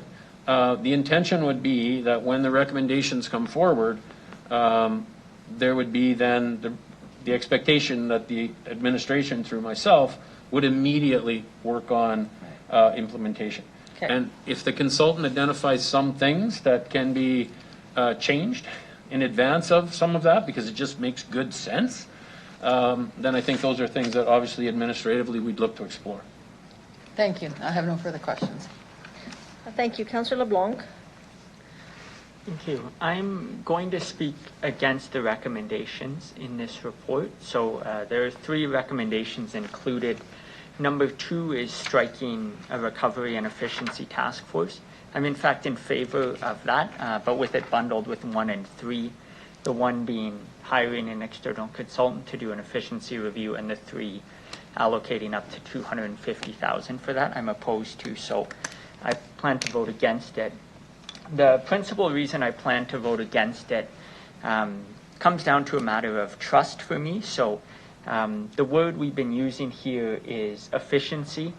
And I think in common parlance, what efficiency means is finding ways to do less with less on the whole, rather than ways to do more with the same amount of money. So to me, this is the first step down path where we look at reducing service levels at a time when people are hurting and rely upon our service levels. So to Councillor Mancinelli's very good question, which I heard him to say, could an efficiency review lead to a recommendation that we in fact increase our investment in services that people rely upon? I heard the good answer from administration.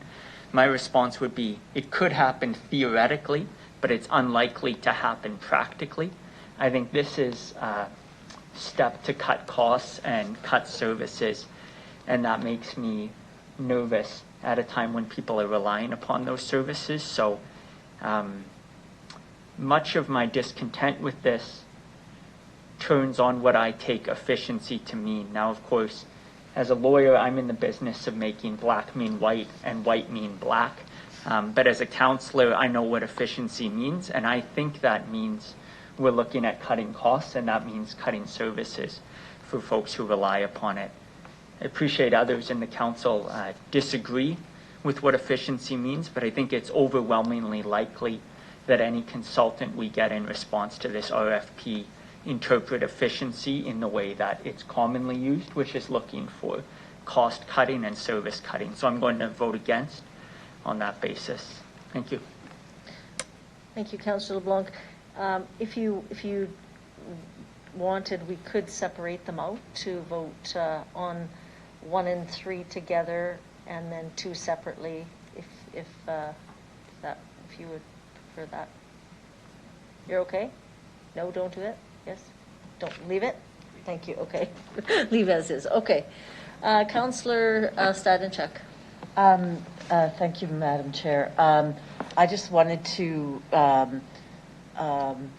comment and emphasize on the question that Councillor Mancinelli asked. I was going to ask that question, and then he asked it, is because I do really think it's important that we do not go into this review thinking that we can't improve service levels, or perhaps we need additional staff in certain areas to give the service that the citizens of Regina need.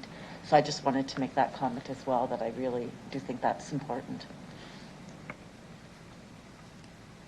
Okay. Mayor Masters, did you want to respond or no? Okay, yeah, no, that's fine. Okay, yeah, sorry, I have Councillor Findera. Okay, sorry, I just want to you, just go for the discussion, if I may just touch on. We are going to be discussing at the budget the enhancing our winter road maintenance policy. So we are talking about upping our delivery services into our community, which we've seen already this winter. We're still in winter, that we've had a lot of work done on the local residential streets. So residents did, and there's a lot of calls came in saying, kudos, did a good job.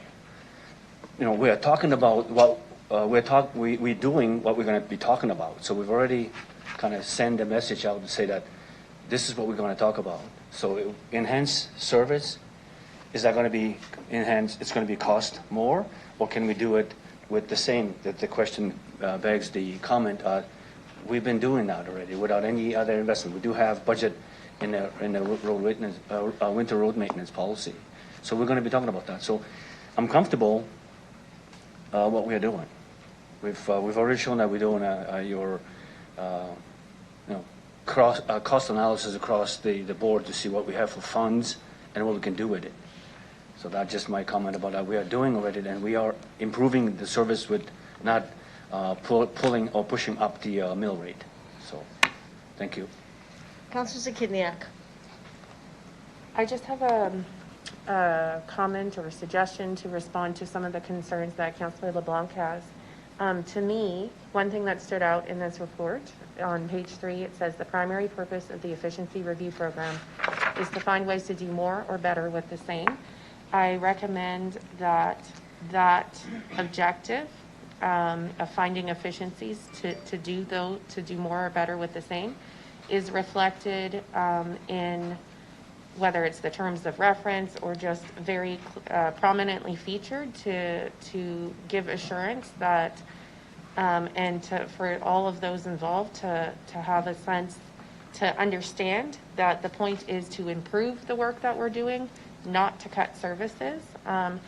I understand that there may be some services that we can understand how to do better, but that the point of the efficiency review is to do more or better with the same. I really think that's an important point that really needs to be promoted in a very significant way throughout this process. Thank you. Okay, so I would like to speak to it as a little Sienna of the speakers. I would say that this is something that I heard and still have heard from my residents is that, and I have preached and very grateful that city administration for the last 4 years has found efficiencies of 20 million and have done that. But I also do believe, and coming from private industry, that a third-party outside review is vitally important to the health and of any company. Doesn't matter what it is. But there's just a couple things. You know, sometimes, and when I worked for the federal government, it was very common, and for private industry, to get a third party outside to come in to take a look. Many times when we're asking staff to do it, they can't see, you know, I guess the forest, because there's still, the trees are there, they can't get through, they can't see the big picture.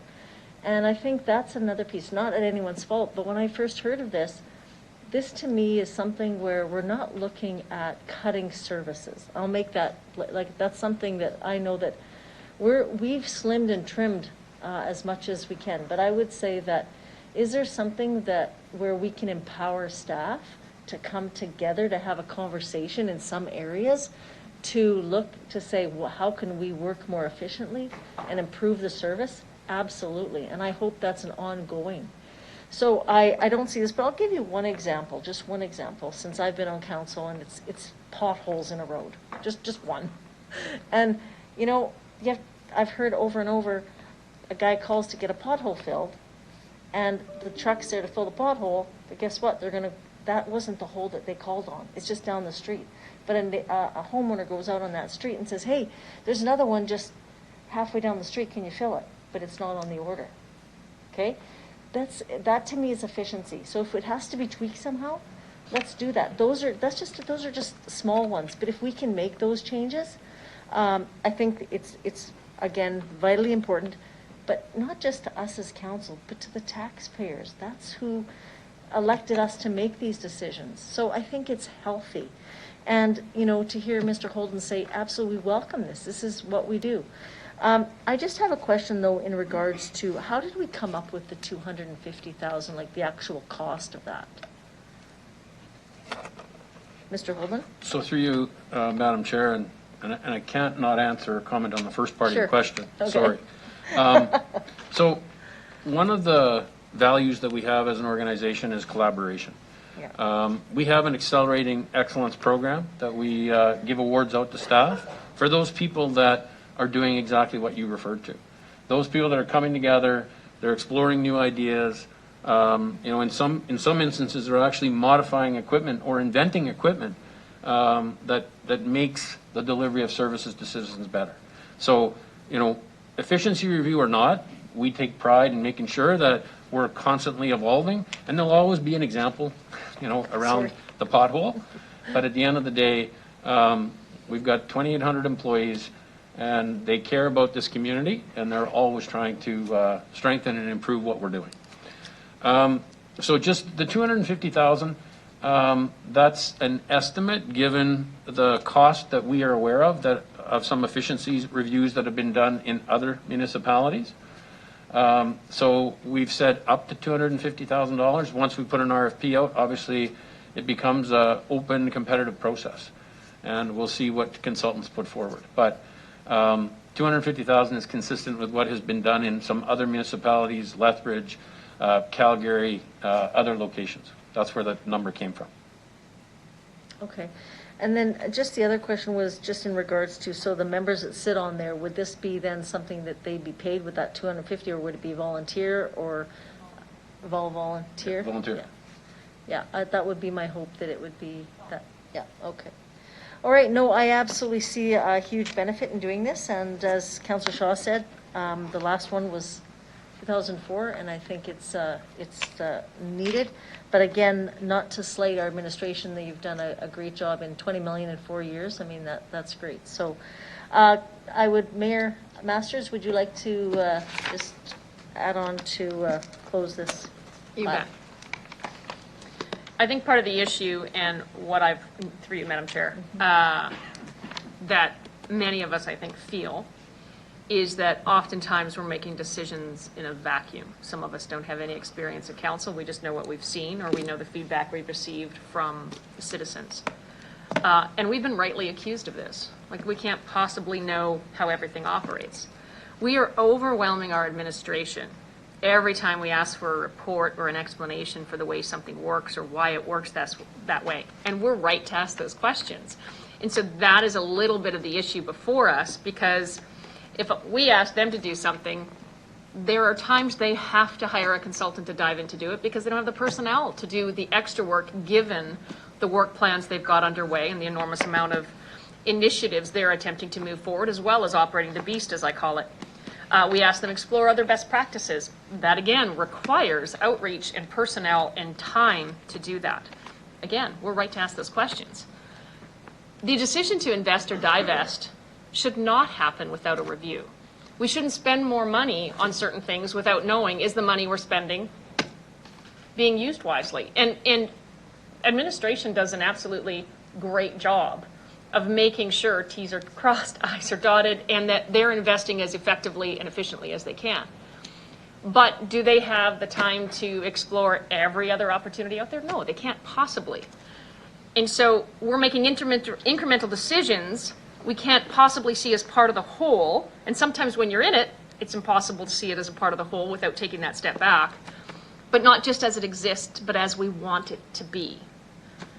And so to improve the work we're doing better, to actually give them the assist in terms of where to focus, really that's a large part about what this is about. And to the responsibility, not just to the taxpayer, but to the users of the service, to make sure that we can explain to them that, hey, we've got one of the best practices in Canada on X. Significantly important. We know we have wins. We know we have administration that does some things impeccably well. And some things, as time goes on and beasts grow, things get added on. And you add on as opposed to ever stopping and going, okay, wait, is the core of it still functioning properly? So I'd ask for your support in terms of undergoing the process. I think it will be immeasurably valuable, not just for council, but for administration, and actually align us much better in terms of proceeding with some of our priorities. Thanks. Great, thank you. Okay, seeing no further questions, I will ask the clerk to call the question. Thank you. Through you, Madam Clerk, or Madam Chair.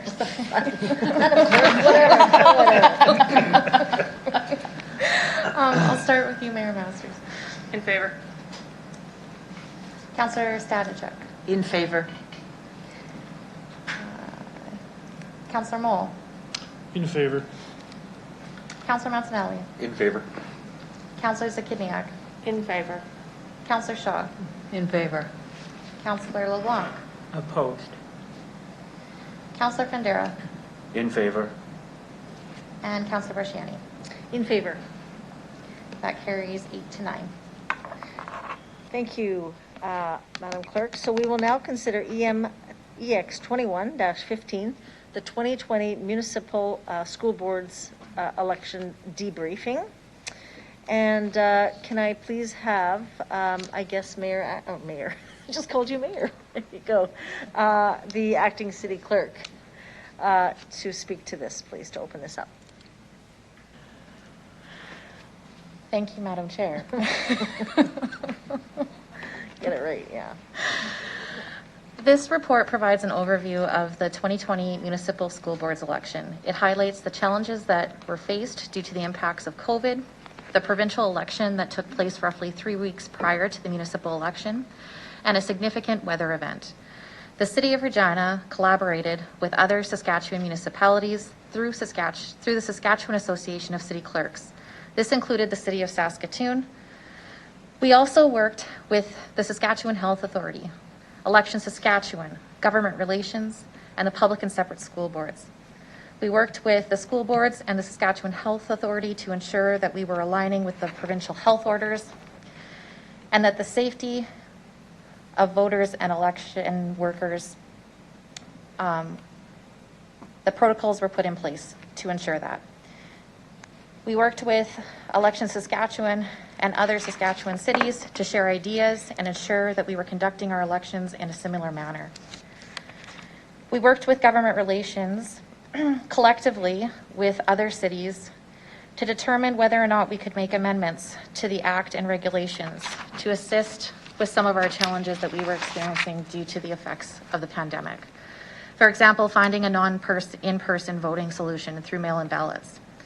However, no changes to legislation could be made at this time to assist with finding a complete non-in-person mail-in ballot process. We were able to stay within our budget for conducting the election. This was largely due to the fact that we had to reduce our staffing resources by 50% to adhere to the social distancing requirements at each polling location. I'd like to point out that roughly 33 of our senior administration volunteered to work at the polls and put in time after hours leading up to the election to not only assist with staffing our regular polling locations, but to process over 6,000 mail-in ballot applications and mail-in ballot kits.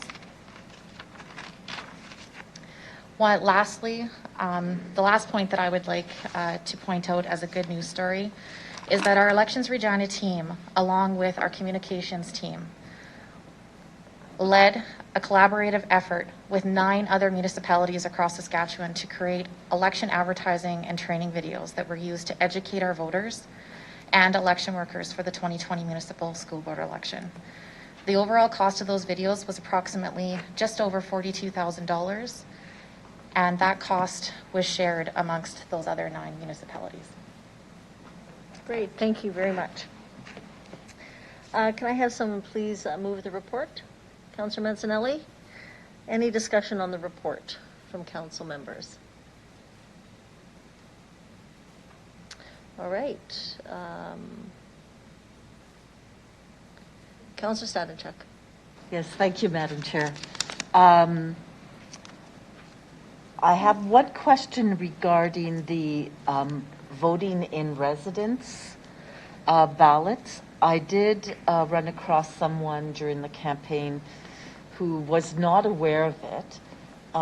So I just I guess partly a question then of how well that was advertised. I don't know if what that information was on the voter information cards or not, but if there is any thought in terms of how we can ensure broad advertising of that ability to have the vote in the residence. I mean, maybe it's specific because of COVID too. I realize that. Madam Clerk? Through you, Madam Chair. Thank you for that question. We actually had a very robust communication plan for this election. We had actually increased our budget for our communication plan and initiative in anticipation of us having an election so closely related to the provincial election. But yes, that information was communicated on the voter information card that went out. We had information on our website, as well as there was other communication efforts that took place to get that word out. Thank you. And another question was regarding the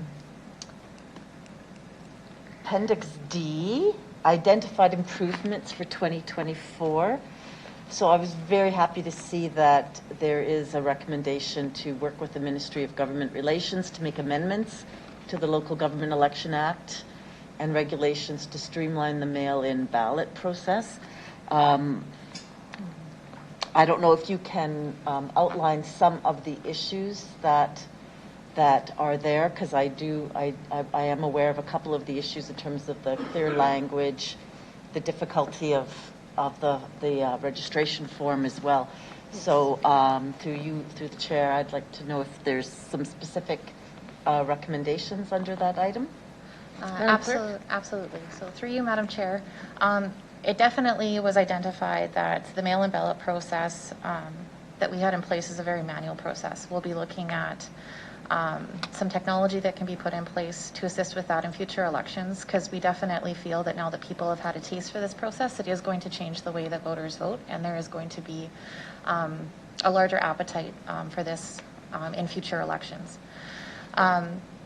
The other challenge as well too, going back to the fact that there was the provincial elections so closely related to ours, our legislation doesn't align with the provincial Legislations Act for elections.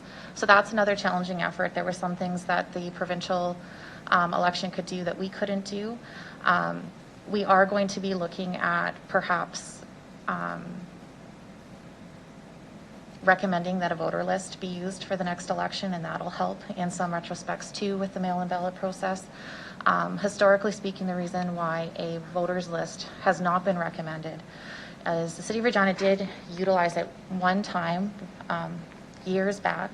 It was a very costly initiative, and by the time the election came around, it was outdated. And so that's why, historically speaking, we haven't recommended that we go forward with a voters list. Having said that, we've been working closely with Election Saskatchewan, and there may be the opportunity that we can maybe share that information. But once again, that'll be with us having talks with government relations to see what changes can be made to legislation to allow for some of those process changes. And I think just given the dynamic of what happened with the pandemic, you can see in the news how there's other provinces and cities that are struggling with trying to conduct their elections during this time, that I definitely feel that there is that openness to have some conversations around making some changes to improve this process moving forward. Okay, thank you very much for that. I have heard that a lot of people felt that the provincial mail-in process was a lot easier than the municipal one, so anything that we can do to improve the process, and I know that it depends on provincial amendments to the legislation and regulations. So thank you very much. Great. Thank you. Councillor Findura. Oh, sorry, Mayor Masters. Thank you. Actually, Councillor Stadenchuk addressed a little bit of my issue. I do know the mail-in ballot portion, it was changed for the provincial government, but wasn't changed for the municipalities. And I do know that the City Mayor's Caucus, as well as your representatives on the Municipalities Association of Saskatchewan, are also lobbying the government for some changes as it relates to the municipal elections. But really, with an election pile-on, a pandemic pile-on, and then snow pile-on, just wanted to say outstanding work by Elections Regina. Well done. Absolutely. Okay, and Councillor LeBlanc. Thank you. Yeah, I want to ask a question about the election contributions bylaw. So currently it reads that within 90 days after the election, we're to disclose where we got our money from. I understand that disclosure is done because it's thought to be important that people know where their representatives were funded, to look at any suggestion of bias or that kind of thing.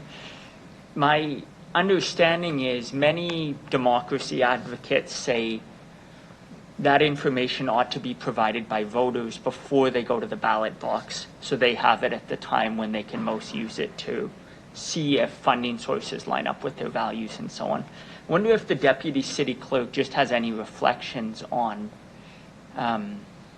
some of the logistics of if there was to be any change to our election contribution bylaw to require that disclosure before people vote rather than afterwards. Madam Clerk? Through you, Madam Chair. I'm not sure if I completely understand your question, Councillor LeBlanc. Could you provide me with an example of what type of information specifically that you would be looking at them wanting to disclose? Because the information that they are required to disclose currently is what they are spending on their campaign. And they may not be able to disclose all of that information up front because they still have some of those expenses coming in as they are campaigning during their election. So I just want to make sure I'm understanding your question clearly. Yeah, so thank you. Yeah, more what I have in mind is, so there's two types of information candidates disclose: where they received money over a certain amount and where they spent money. My question relates to where we received money, and what I have in mind is a sort of point in time, perhaps as of 15 days before the election, here's all my sources of money over the prescribed amount. And my question is, do you have any reflections on the logistics of people in the next election having to disclose that information as a point of time prior to people going to the ballot box rather than simply after? Through you, Madam Chair, thank you for that additional information. I understand what your question is. I can't say that it's anything that has ever come up or that we've thought of before, but this is definitely something that we could self-reflect on, and if that change were to be made, it would need to be an amendment that would get made to the elections contributions and expense bylaw in time for the next election. Okay, great, thank you. Thank you, Councillor LeBlanc. Great question. Councillor Zakiniak. Thank you. So I also wanted to really thank administration for their efforts to run this election in the midst of COVID, with the proximity to the provincial election, and then the storm to cap things off. I feel like that was a lot of challenges to overcome, and it certainly appears that it was constant pivoting on the parts of administration, and so I really applaud that effort. I do have a few questions. The first one is just curious why advanced polls were held over 3 days instead of 4 for this election. Madam Clerk? Through you, Madam Chair. Once again, some of these challenges alluded to the fact that the provincial election was so closely related to our election, and we were really trying to ensure that some of our election activities weren't overcrossing with theirs to avoid some of that voter confusion. So that is one of the one of the things that we are trying to work on to see if we can make a change to that regulated election date so that our elections aren't so close together moving forward. Great. That actually brings me to my next question, which, so I did receive, well, first of all, the voter information cards were sent out close to the provincial election, and I'm not sure if that was, and that did create some confusion. I don't know if that was avoidable because of how close the two elections were. And I did receive some questions while campaigning about the voting process and some confusion.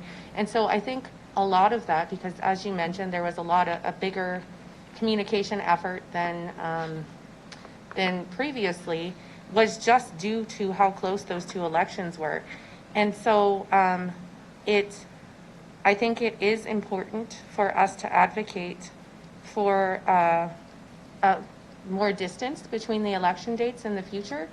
And so I understand that you're doing some of that work already. Is there something that council needs to do to support that process, or something that we can do? So I'm just curious about that through the chair. Madam Clerk?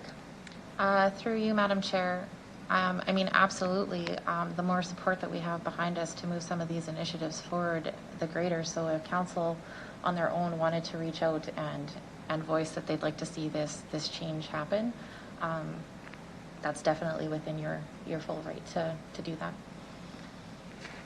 As a follow-up, is this perhaps a relevant, maybe this question might be for Mayor Masters, a relevant topic when we're talking about provincial advocacy, if we're interested in adjusting our election and not having it so close to the provincial election, would that be the appropriate time for that conversation? Mayor Masters? I'll stop pushing the button. Go ahead. Through you, Madam Chair. Yes, Okay. it's already being advocated for at the City Mayor's Caucus, so myself and the 15 other city mayors are already putting advocacy efforts through the municipalities of Sask, but I'm happy to on behalf of council as well relative to some of the changes that council in Regina would like to see. Happy to. If I can just add on to that as well, municipalities of Saskatchewan, that was one of the resolutions there as well, so they fully know that there was a confusion piece there that was just, and also voter fatigue. So I think all of those issues have been shared with the government. And I will be, just in fairness to the government, they did come to us and ask, do we want to, and, would we consider having it a year early, right? Like, that was something that was considered, but at that time, the electorate voted us in for 4 years. So would it be fair for us to say, okay, now we're going to make it shorter, or we go to 5 years, which they didn't vote us in for 5 years. So I think it has to be part of the discussion, early on, prior to. So I hope that helps. Thank you. I do have, I think, just one more question. I understand that the social media and website for Elections Regina were transferred to the city this time. Is it still recommended for us to maintain a separate Elections Regina office, or is there the possibility, or would it be useful to just bring that also within City Hall instead of a separate office? Through the chair. Through you, Madam Chair, thank you for that question. That's a great question. That would not be our recommendation. It is very important for the election to stay at an arm's length from the city administration and from council. Given that the clerk's office supports the election and also supports members of city council, it would not be our recommendation, nor do we deem it appropriate that it would run through the city clerk's office here at City Hall, and that's why it runs off-site at an arm's length with a separate team. Councillor Zakiniak? Okay, thank you. That's all my questions. Great, thank you. Councillor Shaw? Through you, Madam Chair. First of all, kudos for the election. That was just absolutely insane. That was my first time running, so it was crazy. And I had a lot of conversations at the door regarding the mail-in vote and just making it easier. That was a confusion, but obviously you guys are looking into that and seeing what you can do.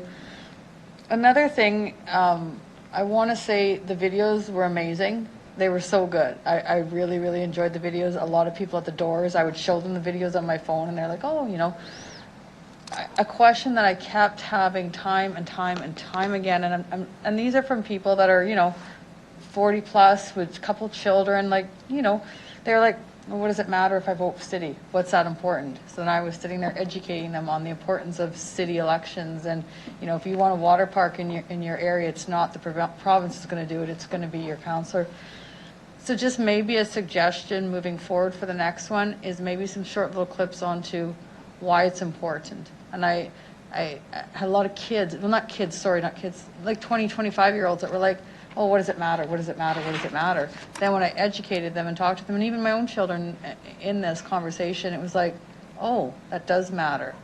So just a suggestion, if that's a possibility for maybe the next election, is to just those little short little videos as to the importance of voting, importance of having your name out there, and your one vote does matter. It really does. So, but thank you for the last election. That was phenomenal.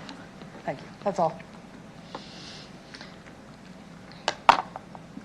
All right, just my comments quickly. I think many people have said it.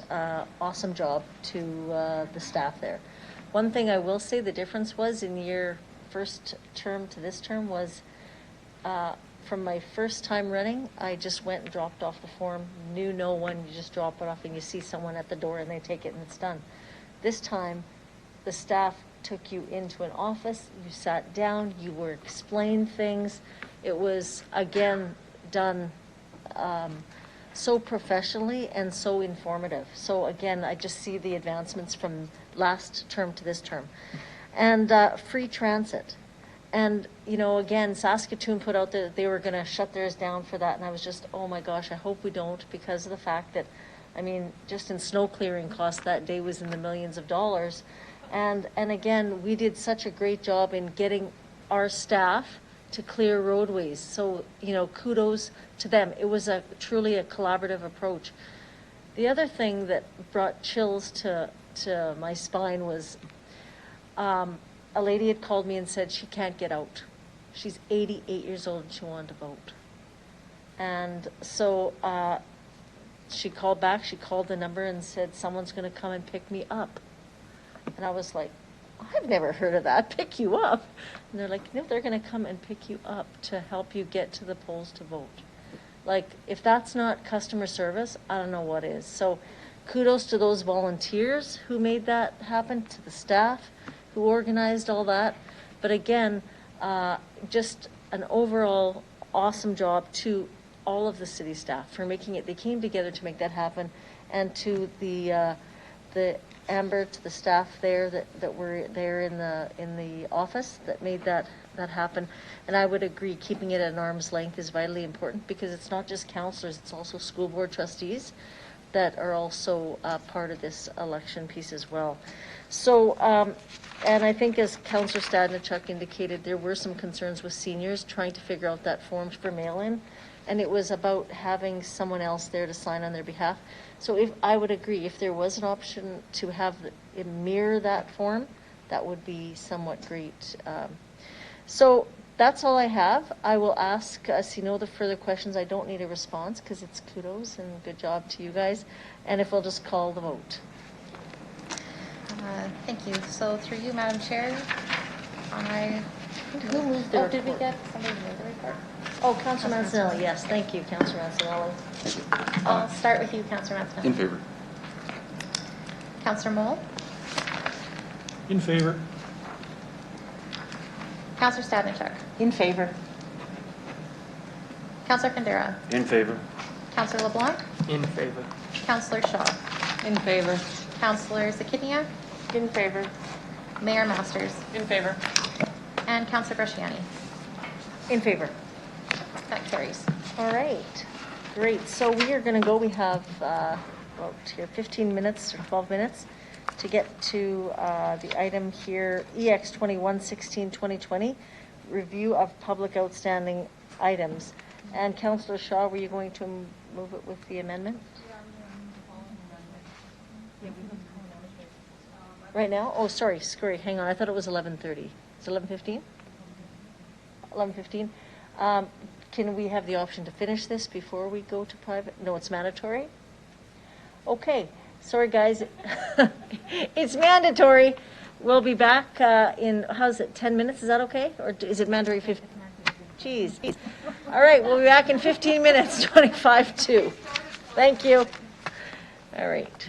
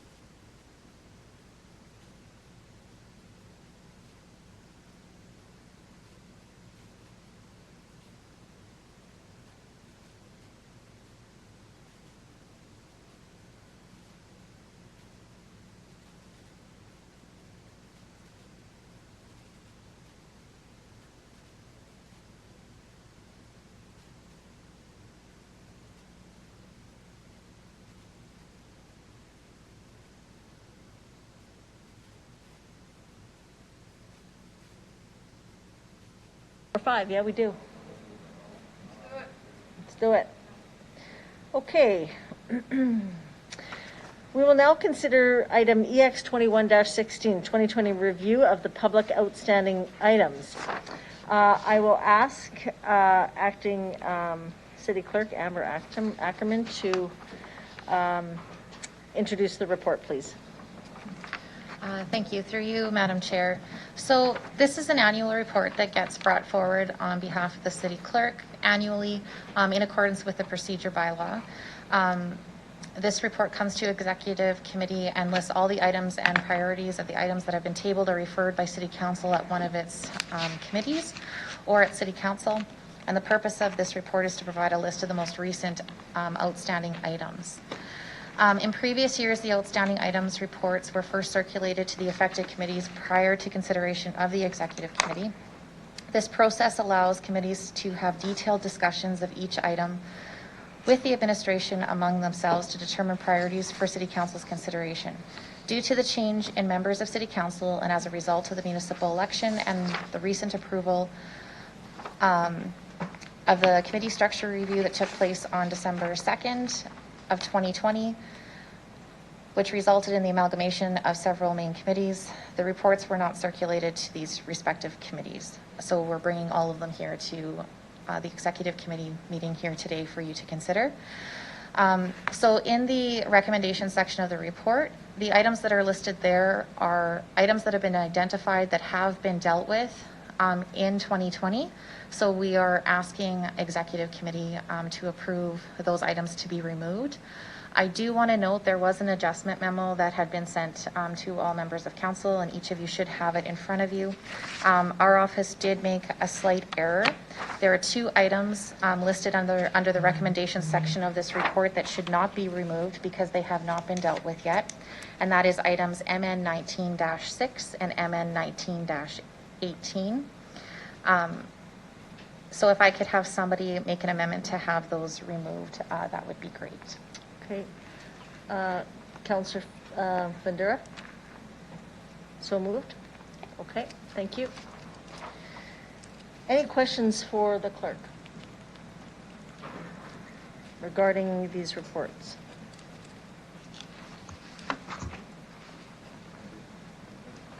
Okay. Councillor Findura?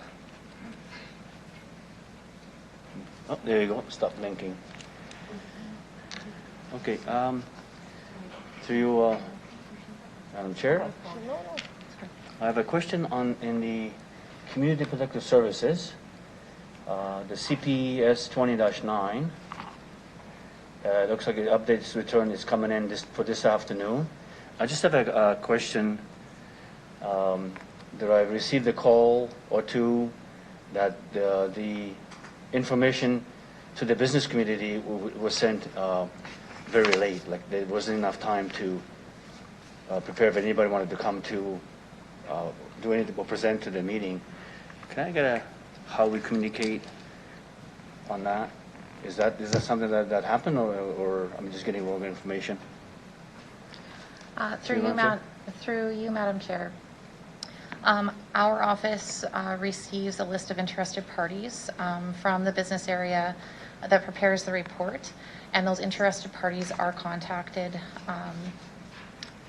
by the Friday of the same week that the report is published for the public to view, which is a week prior to the meeting date that the report will be considered at. And they're communicated via email or a letter that is mailed out to them in the mail. And they have until Monday at noon to advise if they're interested in appearing as a delegation. Okay, so that should be enough time to. Okay, I got it. Thank you very much for that. If I may continue, Madam Chair, Yeah. I'm just going to go through mine. I got a few here, and then from the Public Works and Infrastructure, which is that'll probably be the last time I'm going to speak of that. Is Noise attenuation. CR 19-44. The report was supposed to come in March, and we've been moved to June. I just had questions from the interested individuals in the area.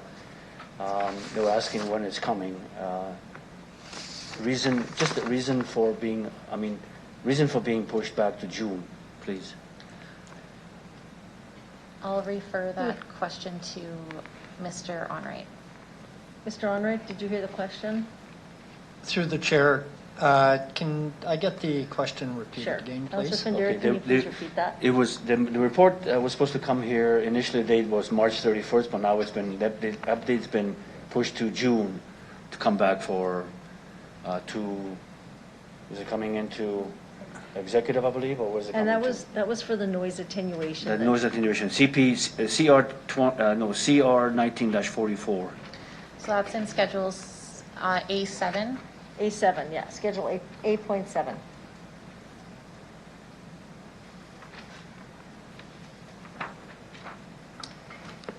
Through your worship, so the reason it's pushed back is due to the workload involved in this report. Okay. So it is still coming forward. Okay. Thank you very much. And then resolution. Yeah, I'm good. Thank you very much. That's all I had. Thank you. Thank you, Councillor Findura. If you want to ask another question, you can. Councillor Mancinelli. Oh, sorry, no, Councillor Zakinia.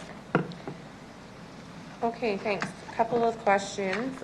In the list of, so in the report 21-16, the list of items to delete, I have a question about, through the chair,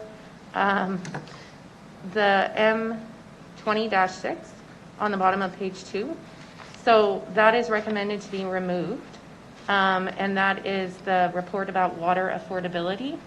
My understanding is that information is coming forward later on this year, and so I don't feel like that should be removed from the list of outstanding items.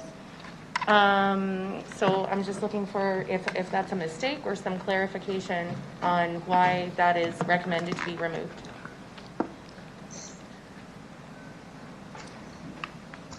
Mr. Lacey?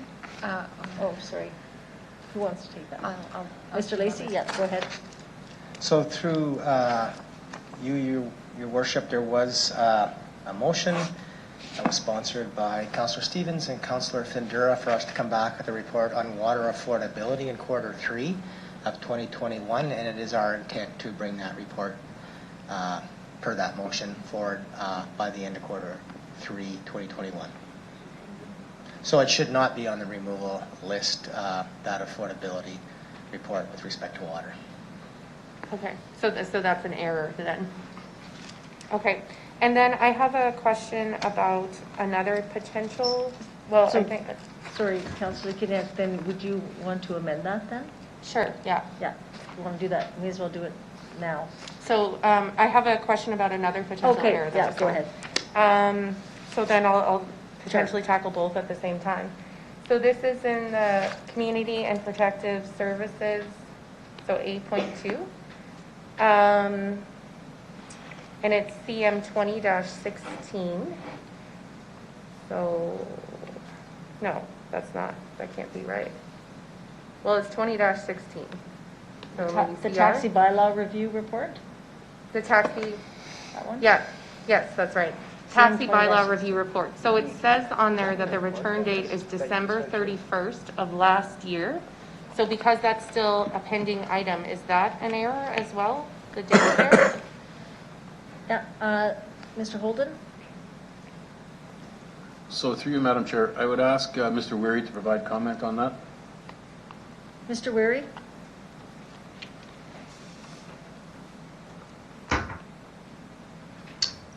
Thank you, Madam Deputy Mayor. I will have to follow up on that. There is ongoing reporting on both you're going to be receiving a report this afternoon on the Vehicles for Hire Transportation Network Company and taxi bylaw. These are the subject of ongoing review and reporting to committee and council, so that will continue. I apologize, I don't have the specific reference in front of me.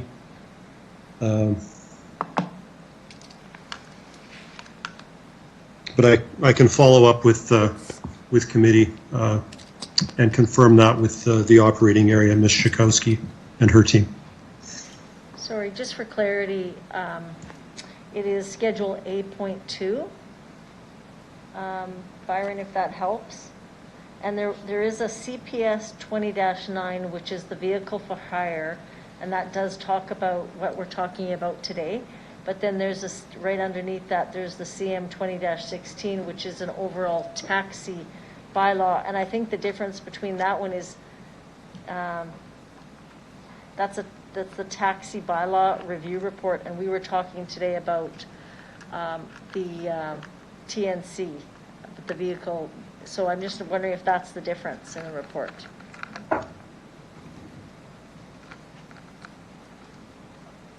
Because the one coming today is not the taxi bylaw review, it's more on the vehicles for hire.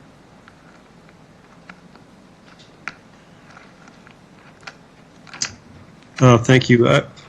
Madam Deputy Mayor, I still think I'll need to confirm that there is sometimes confusion here between the vehicle for hire and taxis. They're regulated under two separate bylaws. However, their regulatory impacts do seem to, because it's really one large industry, sometimes there is, but as I read that motion, it is referring to the TNC report. So that's the one that's going to be, that is coming forward to the committee this afternoon and will be coming forward to council. So whether that's, yeah. So anyway, I apologize, it says taxi bylaw review report, but it's actually, the item itself is referring to transportation network companies, so. I guess, so I'm suggesting that regardless, there does appear to be an error, because if it already happened, there's not the notation that it should be removed from the list, because it says it happened December 31st of last year. But if it's that it's part of the vehicle for hire or the TNC, then it appears that there's an adjustment that needs to be made regardless of what the error is. So I don't know if that needs to be part of my amendment, and how, since we don't know what the error is, I'm not sure how to amend it. Could it remain, Mr. Holden? Mr. Holden? So through you, Madam Chair, I might suggest that Mr. Wurry provide an update specific to that comment on the return date prior to it coming to council. Perfect. Mr. Weary, would that be, could you provide a report back to council prior to council? Yep. Thank you very much. That's a good idea. I will do that. Thank you. Councillor Zakidniak, is that okay for you? Yep, that sounds great, Okay. thank you. So then the amendment would be for MN 20-6 to change the date for that to, what is it, Q3 of this year? I don't know if you need a better amendment than that, but I do have another question. So I don't know if there's going to be something written out. I could ask my other question while somebody is working on the wording of that, if that's necessary. So, Ashley, or who's going to be? Yeah, okay, go ahead. Through you, Madam Chair, we'll undertake to make that change, so when we bring the report forward to council, it'll be included in the report when it comes forward Great. to council. Perfect. Thank you. Councillor Zakidniak? Thank you. So my last question, unless I have a follow-up, is with all this information, through the chair, does this provide us with a complete picture of what will be addressed through council and these committees in the near future, or is this only council-directed initiatives? Mr. Holden? So through you, Madam Chair, these are the motions that have been directed by council. There is other reports that administration will bring forward. But this is the follow-up to the directed work that came out of committee or council meetings. Okay, so this is a complete picture of what council has directed administration to do and when that will be happening at this time. Through you, Madam Chair, it includes the majority of the work. There are other times when we have an undertaking, we commit to bringing a report.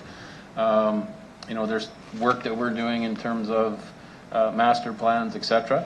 Not everything is directed by council. Okay, thank you. Thank you. Councilor Mancinelli. Thank you very much. Through the chair, my first question revolves around Schedule A5, Mayor's Housing Commission. The Housing Incentives Policy Review is scheduled for a return date of November 2021. I'm just wondering, with that return date and the current situation of the pandemic and outcomes and the reason for this incentive policy, if maybe an earlier return date might be advantageous to coming through the pandemic situation we're in. Who wants to take that? Thank you, Ms. Gasmo. Through you, Madam Chair, I'll start and then perhaps Ms. Shawley can add. I believe both the Housing Incentive Program review and the homelessness report are coming to council in March of this year, but I'll get Ms. Shawley to add any comments she has. Ms. Shawley? Through the chair, Ms. Gasmo is correct. Both of those reports are coming forward in March. Oh, perfect. Should there be an amendment on this report to reflect that? I don't care either way. I don't want to make work that's not necessary. Again, could that be an undertaking? Thank you. Yeah, Okay. staff will do that. Thank you. My next question revolves around Schedule A1, item number CR 18-11. It has to do with report coming back from RPS and administration to do with the number of cannabis dispensaries in the city. Being that the law's been changed that we can't control that anymore, I don't know if this is necessary work and if we should bother having it come back. Mr. Holden. So through you, Madam Chair. So you're right, there was a change to legislation, but the report was to really provide council with an update as to how has the establishment of the 6 locations, and now there's no limit on the number of locations, has that had an impact on the underground market for cannabis? So it's a report that with staff changes got delayed a little bit. And of course, it has not had the impact that I think we all anticipated when, cannabis was legalized. But we still plan on bringing the report in Q2 of 2021. Okay. Just thinking, I thought the purpose of the report was because we only allowed 6 licenses to start with. That limited the ability to have an impact on the black market. Without that control in our ability anymore, are we making unnecessary work? Although it would be an interesting answer, I'm just looking at the workload and the assets that we control. So through you, Madam Chair, so you're right in terms of the origin of the report. If council desires, then we'll at least bring the update as to the impact that, and it's the RPS for the most part that would have that insight, but it's a report that we would coordinate. I won't launch an amendment. I'm fine with it. I just noticed, thought I'd bring it to attention. One last question to do with Schedule A2, Community and Protective Services. Motion 20-17 or MN 20-17 to do with the stunting and exhaust. I'm just wondering if that comes back to Operations and Community Services Committee. Is this going to be an ongoing, or is this going to wrap up that portion? Who wants to take that? Thank you. Mr. Onrait? Are you asking if the reporting on this will be ongoing? If this is going to be a finished point to report back with ongoing plans, or what the format's going to look like when it comes back? The report will have recommendations in it for committee and council to consider. Okay, thank you. Okay, great. I have just a question in regards to the Regina Planning Commission, in regards to RPC 10-5, and there's another one, RPC 15-31, both talking about, let's see, the cell phone towers.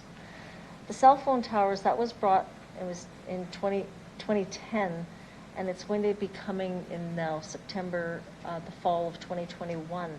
can I just ask why that's taken so many years? Because we've allowed cell towers within residential areas, and I'm really struggling that I know was supposed to be another one coming maybe in March, and I'm wondering why we've kind of dragged our feet in waiting so long to get this report to come back. And who would take that? Sorry. Okay, Ms. Gasmo, thank you. Through you, Madam Chair. Unfortunately, I don't have a response for you today, but I can get a follow-up prior to council on that question. Okay, yeah, and that would be again with the dedicated lands in RPC 1531, same kind of thing there as well. And let's see.